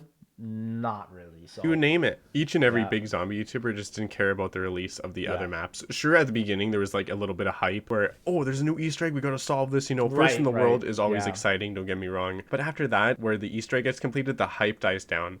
And people weren't really watching Infinite Warfare Zombies after the Easter egg was completed because there's no story. And as I mentioned with Rave in the Redwoods, when there's no story for people to be invested to, why am I invested in your game? Because some people care. Which is why I'm so glad BO6 did such a good change with that by integrating the chaos story. So it's like you're still finishing threads while creating new ones.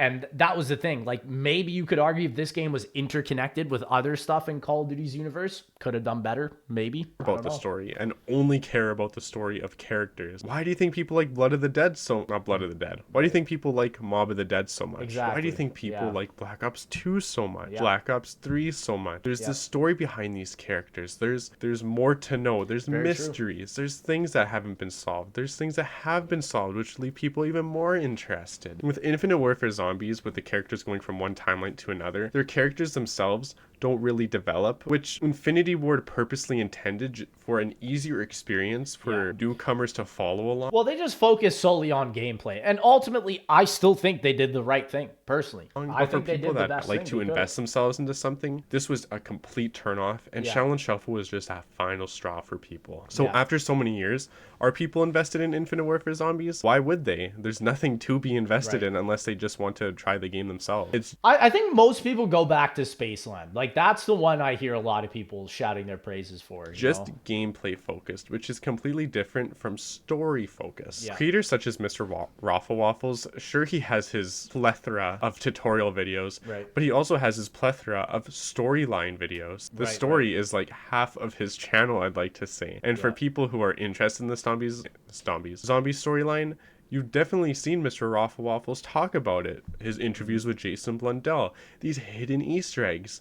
Even the Easter eggs that are like side Easter eggs or ciphers, they tell a story as well. It's things that you may not think about on the surface level, but deep underneath, it adds the there's depth. a hidden meaning behind it. In Call of Duty Zombies, there's always a hidden meaning behind something. Even if it means nothing, there's probably something that gives it meaning. I think a fine example of this is the KN-44 cube pictures that have been going around. BO3, and if any of you have been watching Glitching, like, it's actually crazy how much like people care about this impossible Easter egg, like, over so many other things that Zombies has already done. You know, recently it was discovered that this was just an inside joke within the developers, and that's extremely interesting in itself, because look at the Zombies community completely overthinking this picture into thinking it is something bigger and way more drastic, when in reality it's just nothing. We're used to being tortured, bro. And it's just a gag. It's fantastic in a lot of ways. I'm sure it left a lot of zombie players who were invested in trying to find out what this picture meant, probably made them want to hit their head against the wall a couple times.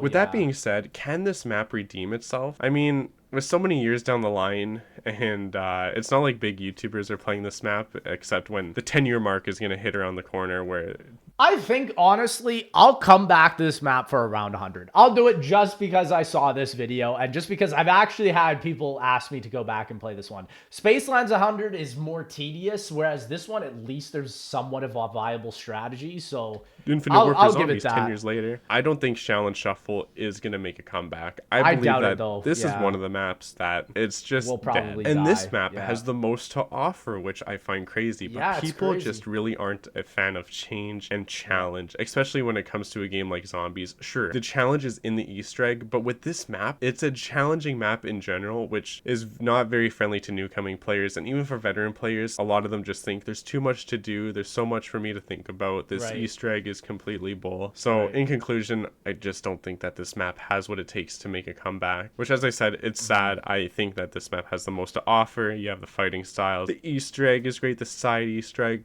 Skullbuster, you have the sword, you have the nunchucks as well, by the way. This map might be the map that adds the most wonder weapons, I think, just in general. Like, there's a bunch of just side wonder weapons that you could just get in this map, which are really cool. Nunchucks you can upgrade, but I just don't think it's going to make it. And I just think that's quite sad. Which leads into the next chapter of where is the story Infinity Ward was trying to tell the players who were playing Zombies. With 3 maps being released now in Infinite Warfare Zombies and being such little story to offer, the final line to be drawn for people to just give up on Infinite Warfare Zombies.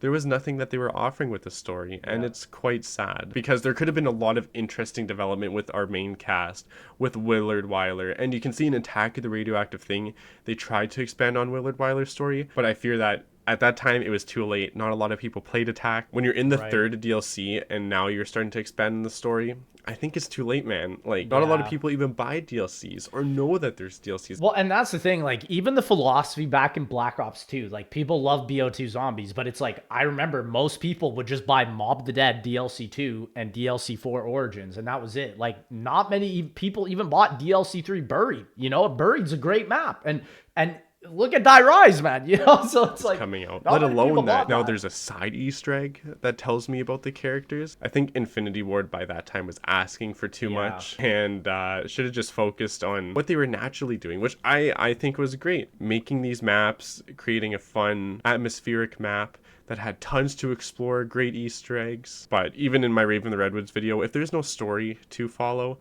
then why am I following this game, this franchise? Well, and it's like, it's sad because it's like what he's saying is so truthful that, like I said, the community sentiment is they want Advanced Warfare 2 over an IW, which is...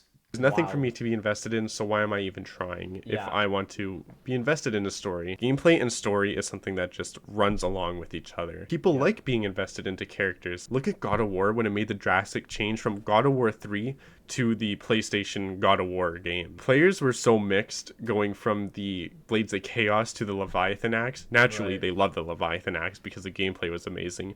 But the different pacing in storyline that Cory Barlog offered to the players was fantastic, and that game was a major hit because people loved the way Kratos was developing, and he had a son now, which was totally different from anything we've seen before. It was different, but it was a good change, and it had an amazing pace for people to follow along with. And it goes to show how, like, I also think Zombies is even popular today because of the different directors that we've had, starting with Jimmy Zielinski making all the iconic stuff, and then Blundell refining the formula, and now Kevin Drew also expanding on that. And so I agree. I think that's what makes Zombies so much fun, personally. So even though some things are really iconic and some things are uber dead, like, I think that's just the nature of the way it is, you know? Infinite Warfare. Like, Blundell always used to tell the zombie YouTubers, it's better to have polarizing maps than to have bland maps. And ultimately, I kind of agree with it. So it's like, I think it's in a way, like, especially with the paid DLC model, it's better for the maps to be dead and then to all just be sort of static, you know, like one's dead, one's alive, then all of them being static. For Zombies, there's nothing to follow along with. There's no pacing for the story. There's just gameplay. And if people aren't vibing, which is a weird term, I don't like saying vibing, but if people aren't vibing with your gameplay, then what are they going to do? They're just going to close the game and never play it again. Or just play something else. Black Ops 3, I felt like hit that mark of having a fantastic story and fantastic gameplay, along with all their maps being absolute masterpieces of their own. But at the end of the day, what do you guys think? What are your opinions about Shaolin Shuffle? Do you think that it deserved the hate, or do you think it deserves a second chance? It's all timing, man. Like, that's why it would be interesting if they actually do just make a Call of Duty Zombies game where all of these maps are on it, even including the non-Treyarch ones that not a lot of people enjoyed. I think that would be insane if they did that. After so many years, do you think it can be redeemed? Do you think that this map is Only just dead? If it's on like another game. Shaolin Shuffle, you know? And I like to challenge myself from time to time. And Shaolin Shuffle just, it scratches that itch for me of, even though I'm a veteran zombie player, I can still get my ass put into the ground. Right. which is nice. Like, I which is nice. love improving, playing tough games that really give me a good challenge. You know, earlier in the video when I mentioned Dark Souls, of being a challenging game, you got to learn the enemy's pattern. Games like that, where I can constantly improve and be better, I think are great. And Zombies, for me, gets a little bit too easy at times, but playing a map like Shaolin Shuffle, it just reignites that spark of, holy shit, good challenge. I got to get better at this game. I got to get better at this map. How can I optimize? But ultimately, I hate to say it, but not many people view gaming like this anymore. Like, everybody just wants things handed to them in 2024, which is why, like, I do respect that a fellow gamer does like the challenge, man. Like, that was what it was all about initially, man. Is my gameplay better? How can I optimize my movement? What am I missing here? Is there something like, is there an element I'm missing? Is there something I'm not understanding? I like that about Shaolin Shuffle because it's hard. It makes me think more compared to zombie maps like Ascension, Der Eisendrache. I think Der Eisendrache is too easy as well. But as said, let me know your thoughts down below. And I appreciate you guys for watching this No, video. I like that On July little rant. 6th, That was good. 2017, Attack of the Radioactive Thing was the third DLC released in Infinite Warfare Zombies, and things are really looking like they were going back in time for a lot of good and bad things. Yeah. Now, I don't want to be a Debbie Downer, but people really didn't care about this map, especially No. when it was being hyped up and the trailer released. It was bad. Actually, there wasn't a trailer until after the map launched. Oh, I didn't even realize that. Which is a really interesting decision. And if you want to find that trailer, it's on some person's channel named Slick Joe. And I'm only saying that because Call of Duty usually has their trailers on their channel. They didn't even not upload just the trailer. Some person on YouTube. Oh, that's and that's so not me sad. just saying on Slick Joe, by the way. Their channel and the link is going to be in the That's description crazy. below. But as I said, you can't even find it on Call of Duty's YouTube channel, which is crazy to think about. It really feels like they're kind of shamed about the map. And I don't know if that's because it's so underrated, but it was definitely hated. Ultimately, my biggest gripe with this map is that it is potentially the ugliest zombies map ever made. And I hate saying that, but it's just like, I mean, literally look at your screen. It's just, it doesn't, I get it. They were trying to go back to the 50s aesthetic, but it's like, especially when you change the filters all around, my goodness, this map was ugly. With little reasoning, or for reasons people do hate the map, it's just not really, in my opinion, that justified for why it was so disliked. I do agree. I do think the game was like, dude, the boss fight was very interesting. It had a parkour step in the boss fight. There were cool mechanics. The alchemy step, bro, the chemistry step, get that out of here, bro. I can't do that. So let's go back in time and talk about Attack of the Radioactive Thing and speak about all the greatness this map had to offer. There's a lot of bad, and there was a lot of unexplored. Right. For those who are unaware, I already made a video about Attack of the Radioactive Thing. That was actually my first YouTube video I dropped on the channel, was reviewing this map. So this is going to be kind of a re-review, and I wanted to do this for the documentary because I wasn't really liking the audio quality of my original review of the map. And also, I don't know, maybe I have some different opinions over time as I played Infinite Warfare. I would ultimately say that this map is probably the least played. Like, there are some Beast from Beyond enjoyers, but I rarely see people playing Attack's Egg, man. I did a lot from then till now. And a lot of this stuff I might be repeating, but I'm going to be going over the Easter egg in its full detail. I'm going to be talking about Skull Hop, which I didn't do in the original review. And in this review of Attack of the Radioactive Thing, I'm not going to be speaking about Elvira. If you want to see or hear more about Elvira and her history, you can go watch my original video. Elvira was nice. I didn't understand the implication of her being in the map, but I mean, it was nice. Because there really isn't much to change about what I said about her. Right. I mean, I was literally thinking of just copying that original part from the old video and pasting it into the documentary, but I thought, you know what, if people really are interested, they can just watch the old video. I also want to hold the same theme from the old video till this review. Did Attack deserve the hate?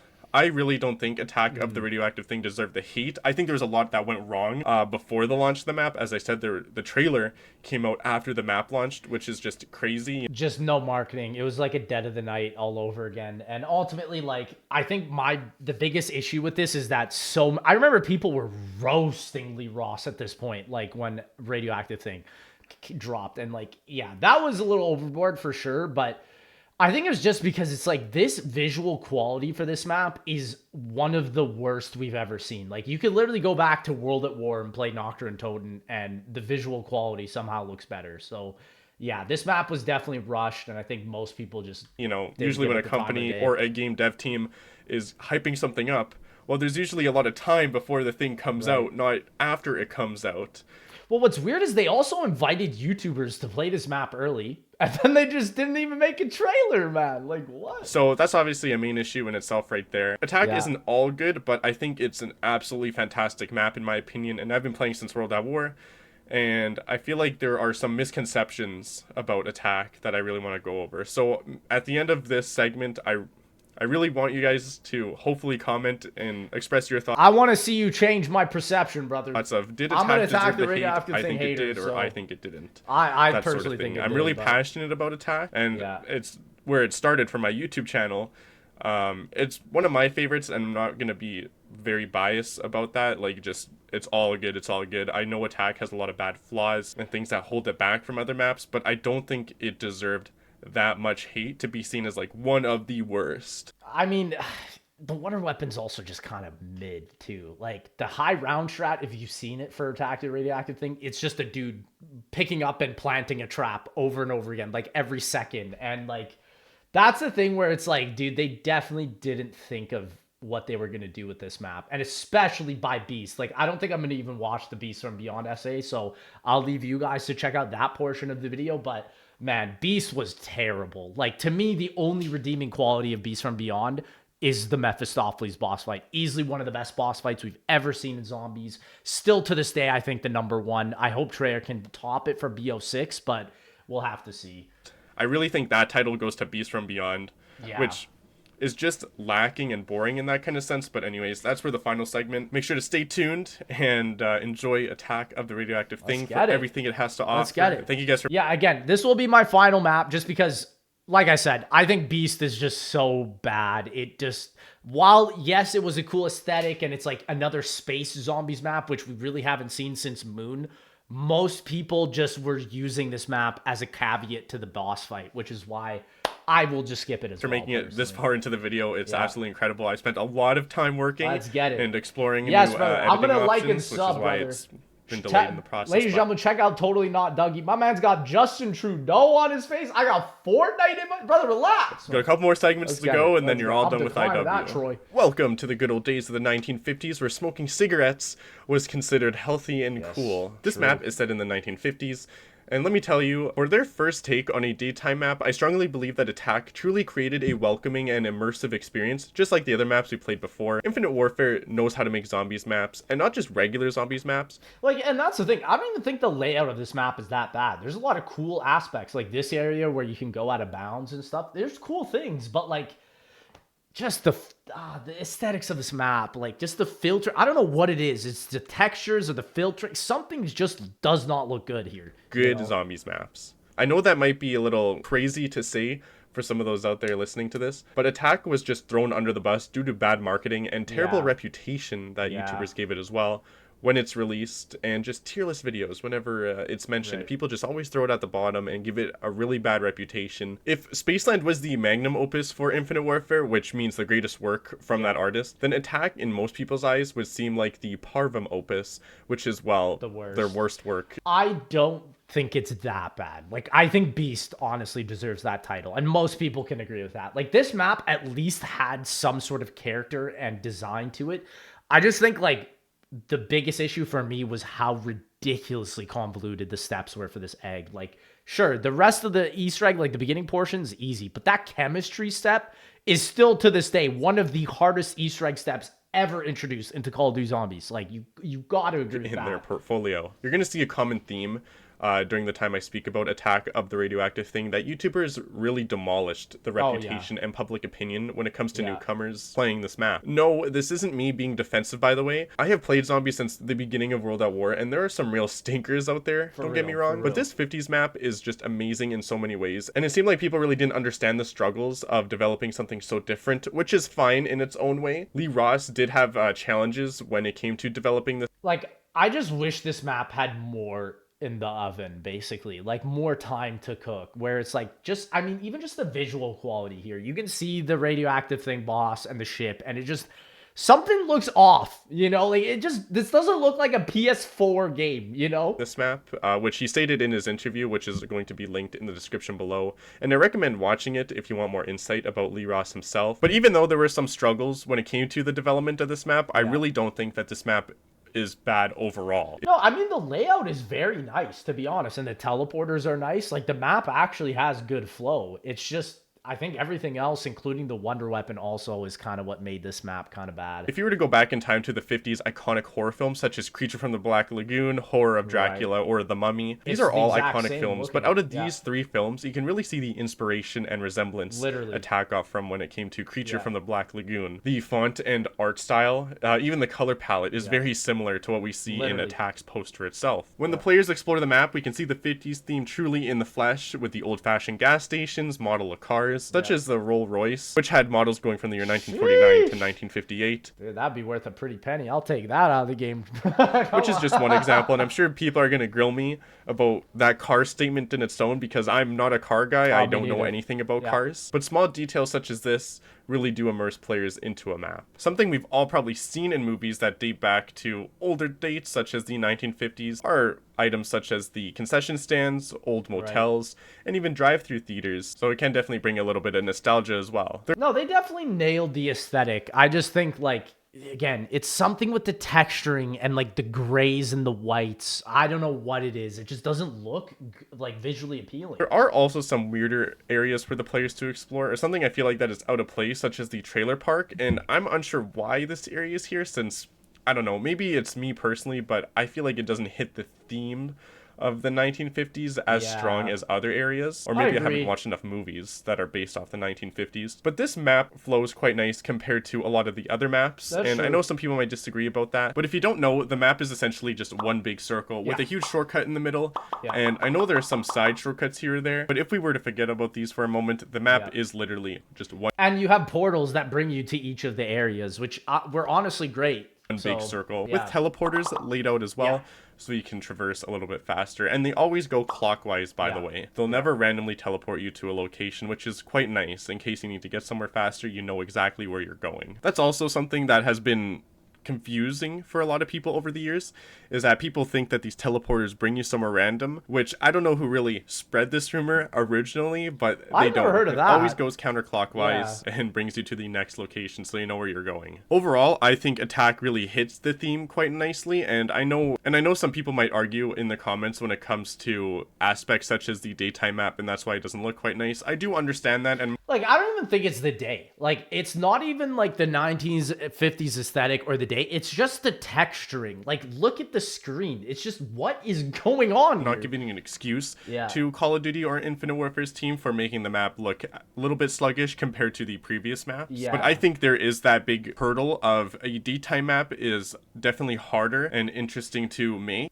In a way, I do get what he's saying, because we did see this whole fiasco kind of replay itself with Liberty Falls and Terminus as well. But, like, again, I mean, Terminus just dropped with a Christmas update, and it looks great. So, yeah, I don't think daytime is the biggest thing to complain about, you know? Since there's probably a lot of items that they had to revamp or maybe didn't have enough time to remodel compared to nighttime maps, which gives a totally different look and feeling to what they were trying to convey compared to a map like Attack of the Radioactive Thing, where they have to make some big changes so they can really convey the feeling of the 1950s. Change Juice is one of the newest perks introduced in Infinite Warfare, and it's one of my favorites personally for one particular reason. It's beta Elemental Pop, literally, before Elemental Pop. This perk fixes what broke Black Ops 3, and I really believe that statement with my entire life. If you didn't know, Black Ops 3 really ruined the flow of high rounds due to double pack-a-punch variants. To put simply, if you get Deadwire even on the RK5, you're unstoppable. This just ruins the flow for a lot of things surrounding the Zombies gameplay experience. And Change Shoes was just this revolutionary revamp when it came to high rounds, and many people don't know how the perk works to this day due to Attack not being so popular, which you can't really blame them. It works like this. Get the perk and you will initially be given a random ammo variant. Once you get hit into red screen, it will switch out into something else. And it's not random, there is a flow to this. I'm not too sure what it is off the top of my head, but this perk is fantastic in a lot of ways. It will usually get you to around 20 to 30 realistically,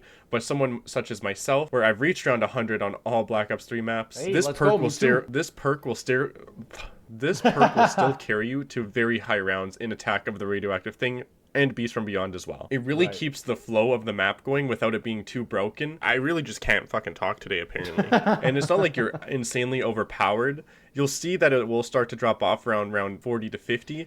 I feel like everything drops off at 40 to 50, including the Wonder Weapon, which is why, like, 100 on this map where you're just spamming that one trap over and over again. Oh, man, that is just the worst. Trap 100s are the worst, in my opinion. Like, they're not fun. But even then, around 40 to 50, while not being completely broken, is still an amazing quality in its own compared to Black Ops 3, where while you have Deadwire or Blast Furnace, you're just set forever. It doesn't matter. Around 255 doesn't even matter. In my opinion, I think this is nice since it still allows people to think and strategize, unless you're going to use the Violet Ray device, which is just crazy, and I know that's the original way people get to around 100 since it's broken and does unlimited damage. But anyways, if we move on, the Modular Atomic Disintegrator, or the MAD device, is the Wonder Weapon in Attack of the Radioactive Thing, and this is a very powerful weapon, but it's flawed. It's not crazy like the Black Ops 3 Thunder Gun. It's like, that's the thing. It tries to be the Thunder Gun, but it just isn't, and that is the worst part about it. There's too many parts to build with it, and then also, while yes, you can grab ammo from the map, the ammo just doesn't infinitely damage like the Thunder Gun, you know? But it's not terrible like the Black Ops 1 Winter's Howl. And it's one of the first wonder weapons where you can use it without it being fully built. When the player gets this weapon from the mystery wheel, you can find parts around the map to upgrade the weapon. There is the barrel extension, the crank, and the pulley device, which can suck up radioactiveness pods around the map and fully replenish all the ammo, which is great since a full shot requires 5 rounds and you only have 30 rounds in your gun, or 35. So you can easily make up for the loss of ammo. And the pods also generate every 3 to 5 rounds, so that's a plus in itself. Something I like about this weapon as well is it fits the theme of the map, in my opinion. A fun contraption someone made. Like, this is what I mean. Like, I think IW would be so much better if just most of the wonder weapons got a buff. Like, that's the thing. It's like the only one map I've really enjoyed for high rounding is Rave, because the wonder weapons are good. And like, same thing with Shaolin. I'll probably enjoy that, but like doing this or Spacelands around 100 or even Beasts, like, nah, man. That takes radioactive energy and converts it into power. It sounds like a mad scientist made this thing. Something to note, you can't pack-a-punch the mad device, which would be great if you could. I think it would make it a little bit more balanced since there's not very much ammo capacity. Especially during... Or it needs more damage, too, like it should have been. The later rounds, such as 60 to 80. Having 30 bullets or 6 fully charged shots aren't really the best for defensive options. And speaking of defensive options, remember those days using the Thunder Gun, Apothecant's Servant, or any overpowered wonder weapon as your secondary when training for high rounds? Especially when you have those, oh shit, I messed up moments, and you could just switch out your weapon and shoot your palms away without any issues. Well, with the MAD device, you can't do that. The biggest flaw with the MAD device is once you have it fully charged and you switch out your weapons and you switch back to it, it loses its charge. Yeah, it's just, you can tell the wonder weapon was not fully thought out. And that is, I think, another issue as to why not many people play maps where the wonder weapons are bad. Like, that's just always been a thing in zombies, in my opinion. Need to do this over again. I'm not sure if this was intentional or not from the developers, but it really holds the weapon back for being potentially one of the best wonder weapons. True. And realistically, putting this on a tier list would make it pretty mid, or not even mid. It's bad. It's bad. It is a bad wonder weapon. That you lose your charge shot, since the charge shot does infinite damage, but the low ammo count is also what's holding it back. And the fact you cannot upgrade the weapon or pack-a-punch it to get more ammo also just makes it weaker than other competitors. Even the Thunder Gun has a decent amount of ammo, but it still can't sustain itself during high rounds due to its low ammo count. But the fact that you can switch it out just to get that get out of jail free card makes it really important for that wonder weapon establishment. Wonder weapons are integral to any zombies map, especially when it comes to the identity of a map. And the MAD really does a solid job with holding the identity of attack, going along with the 50s theme and aesthetic, but lacking in power, which is sad, and more important in some cases. Well, and I would say it's fully more important, because it's like most people don't even care about the wonder weapon fitting the map. I mean, look at D Machine. The main wonder weapon really is the ray gun. Like, it wasn't even the die for the most amount of time with the map coming out until Treyarch decided to buff it, right? So it's like, as long as there's a strong wonder weapon, that's all most people care about. Really. People really remember the power of wonder weapons in particular maps compared to designs. The ray gun would not be as iconic as it is if World at War didn't make it crazy powerful, especially since most of us miss when it was crazy powerful. Especially with the Thunder Gun as well. People remember it for how powerful it was, but the design as well. It has a very memorable and iconic design. And when it comes to wonder weapons, I like to think of it as this 3-way pie chart where there's identity, power, and design and aesthetic. Ultimately, though, like, it sucks because it's like, I genuinely think if you were to actually put this in a Venn diagram where players would care, it'd be like 95% power, 5% design and identity in the same chart. So, and a perfect example of hitting these is the Paralyzer from Buried, where it's really powerful. It has a fantastic design, and it really holds the identity of the map. And an example that lacks in all categories is the VR11 from Call of the Dead. Oh, so true. But yeah, it's true. But then, you know what's funny? Like, this was the wonder weapon that got the round 100 on Call of the Dead solo, right? Like, it's funny how that is. It has a fantastic design and identity, but really lacks in that power. And if I were to put the MAD in this pie chart, I would say its design and aesthetic is really good. The identity is definitely a bit lackluster in some parts. I think it's a well-designed wonder weapon, but I think if they did a little bit of a revamp, it would make the identity a little bit more there. but the power is definitely not there, especially when you switch it out. Well, and that's the thing. If the power's not there, the players are not going to play the map. You lose that full charge, which is really disappointing. It's a good wonder weapon for that map, but for high rounds, it's not going to hold up that well. And I don't really mean to be contradictory in any sort of way when I'm speaking about this. It's definitely confusing. Yeah, if you use the MAD up until round 50, it's going to be fine, but after round 50, it's not going to hold up that well. So it's good for casual players, but if you're talking about high round players that go to around 100 or past 100, yeah, it's not going to hold up. Well, and that's the thing. It's like, I've only noticed that the most played zombies maps that have traps for around 100s were the really old ones, like Keynote or Toten, for example. Welcome to the part of the video where people critique this map for misinformation given to them by either rushed tutorials or tutorials that may have explained things in the wrong way or overcomplicated things after the release of the map. Attack of the Radioactive Things Easter egg could be separated into 3 sections. One is part collecting, the second is color and taking pictures, and the third part of the Easter egg is chemistry. The worst part. Making. This map has a lot of parts to collect, but fear not, I will walk you through this and make it as simple as possible, and hopefully you can complete this Easter egg yourself one day. Here is one important fact to know before you begin though. Static is a term in general programming or gameplay which means something that does not change. Yeah. All parts you collect in this map do I actually said that before. I can't remember when on this video. not change locations, and if it does, I will directly tell you about this and show you all possible other spawns. Okay. So going on to the first step of this Easter egg, which is the part collecting, the first thing we're going to do as the player is build the slamming trap, which we can build outside of the starting area. Yeah, so you get the blueprint. And that's the other thing, like every single one of these traps were all in different areas and they all had different items. And this is the only one I know how to build because it's the only one you need for the egg, right? Because once you get all these, then you just go to the beach and get the parts for the zombie. Like, when you actually boil it down, the Easter egg isn't too complicated. It's just all the other little parts in between that make it that much more complicated, right? So, because I mean, like, you have to first build this whole thing, then get another part, and then get another part. It's a lot. On the other side of spawn, head into the desert area and just cook a grenade. Throw it at this tree and a zombie part will fall down. Also at this fence, when you open the door, go to the corner here and there is another part for you to collect. Make your way up to Elvira's studio, and just down here, there is another part to collect under this car. Yeah, and this is where it's like, I don't think a lot of people like Easter eggs with tons of parts. Like, that was the biggest complaint I remember for Zetsubo and BO3. Heading to the motel, collect this crowbar and make your way over to the trailer area. The melee weapons on this map are fun, though. They're pretty cool. And inside this campfire, there's another zombie part to collect. Head into the washrooms and hit the glass with your crowbar, which will create another part to collect. Now, on this bench, right by the beach, going past the trailer park area is a piece of the lab we'll use later on. And if you make your way down to the beach, there is this giant green neutralizer, which can also be collected. It looks like a giant TV.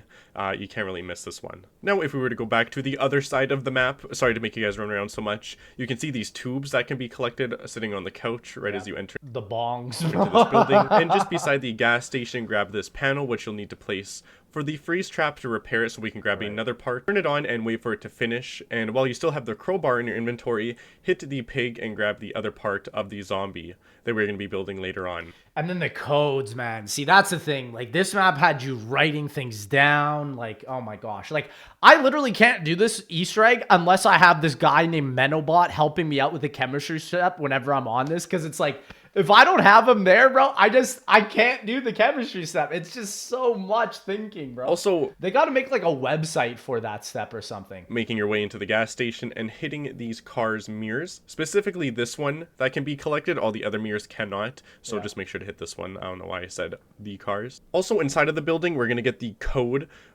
for the bomb that will be at the very end of the Easter egg. This is the really only annoying part since the numbers change from game to game.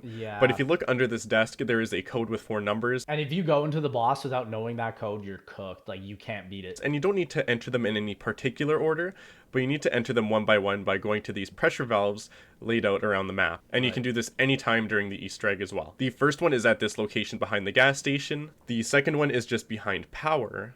The third one is right beside the hot dog stand or attached to it.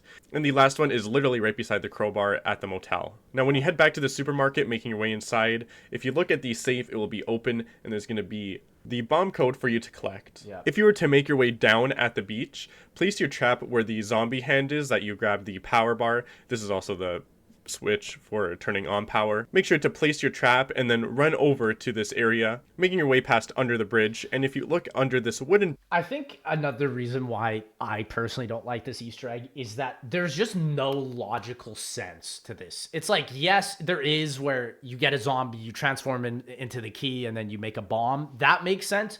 But just finding each of these parts does not make sense. And that's that like logical disconnect that you saw back in Shaolin as well with like the whole alphabet step. It's just like, bro, what are we doing? Right. There's another part for you to collect. This can be a little finicky, so make sure just to take your time. Yeah. Running back to where we placed our trap, there's going to be a zombie hand sticking out, and you're going to make sure to grab that. Go back to the power area and turn on power. And also, since power is on, go right beside Skull Hop, or where we grabbed our trap that we built originally. Yep. And right behind you, you're going to see a safe that is open, and you're going to want to grab that book that's inside there. And also on your left on this table is a little punch card that we want to collect as well. Grab this machete that is inside of the supermarket as well, and make your way over to Elvira to give her the book we found. She's going to be giving us a vial to fill, which we need to get melee kills with the machete with. Also, like, this was another Easter egg that involves math, and to be honest, most Easter eggs that involve math are just not Which will only fill up the vial. The crowbar will not work. If you made it past round 5 and you killed any green army zombies with the machete,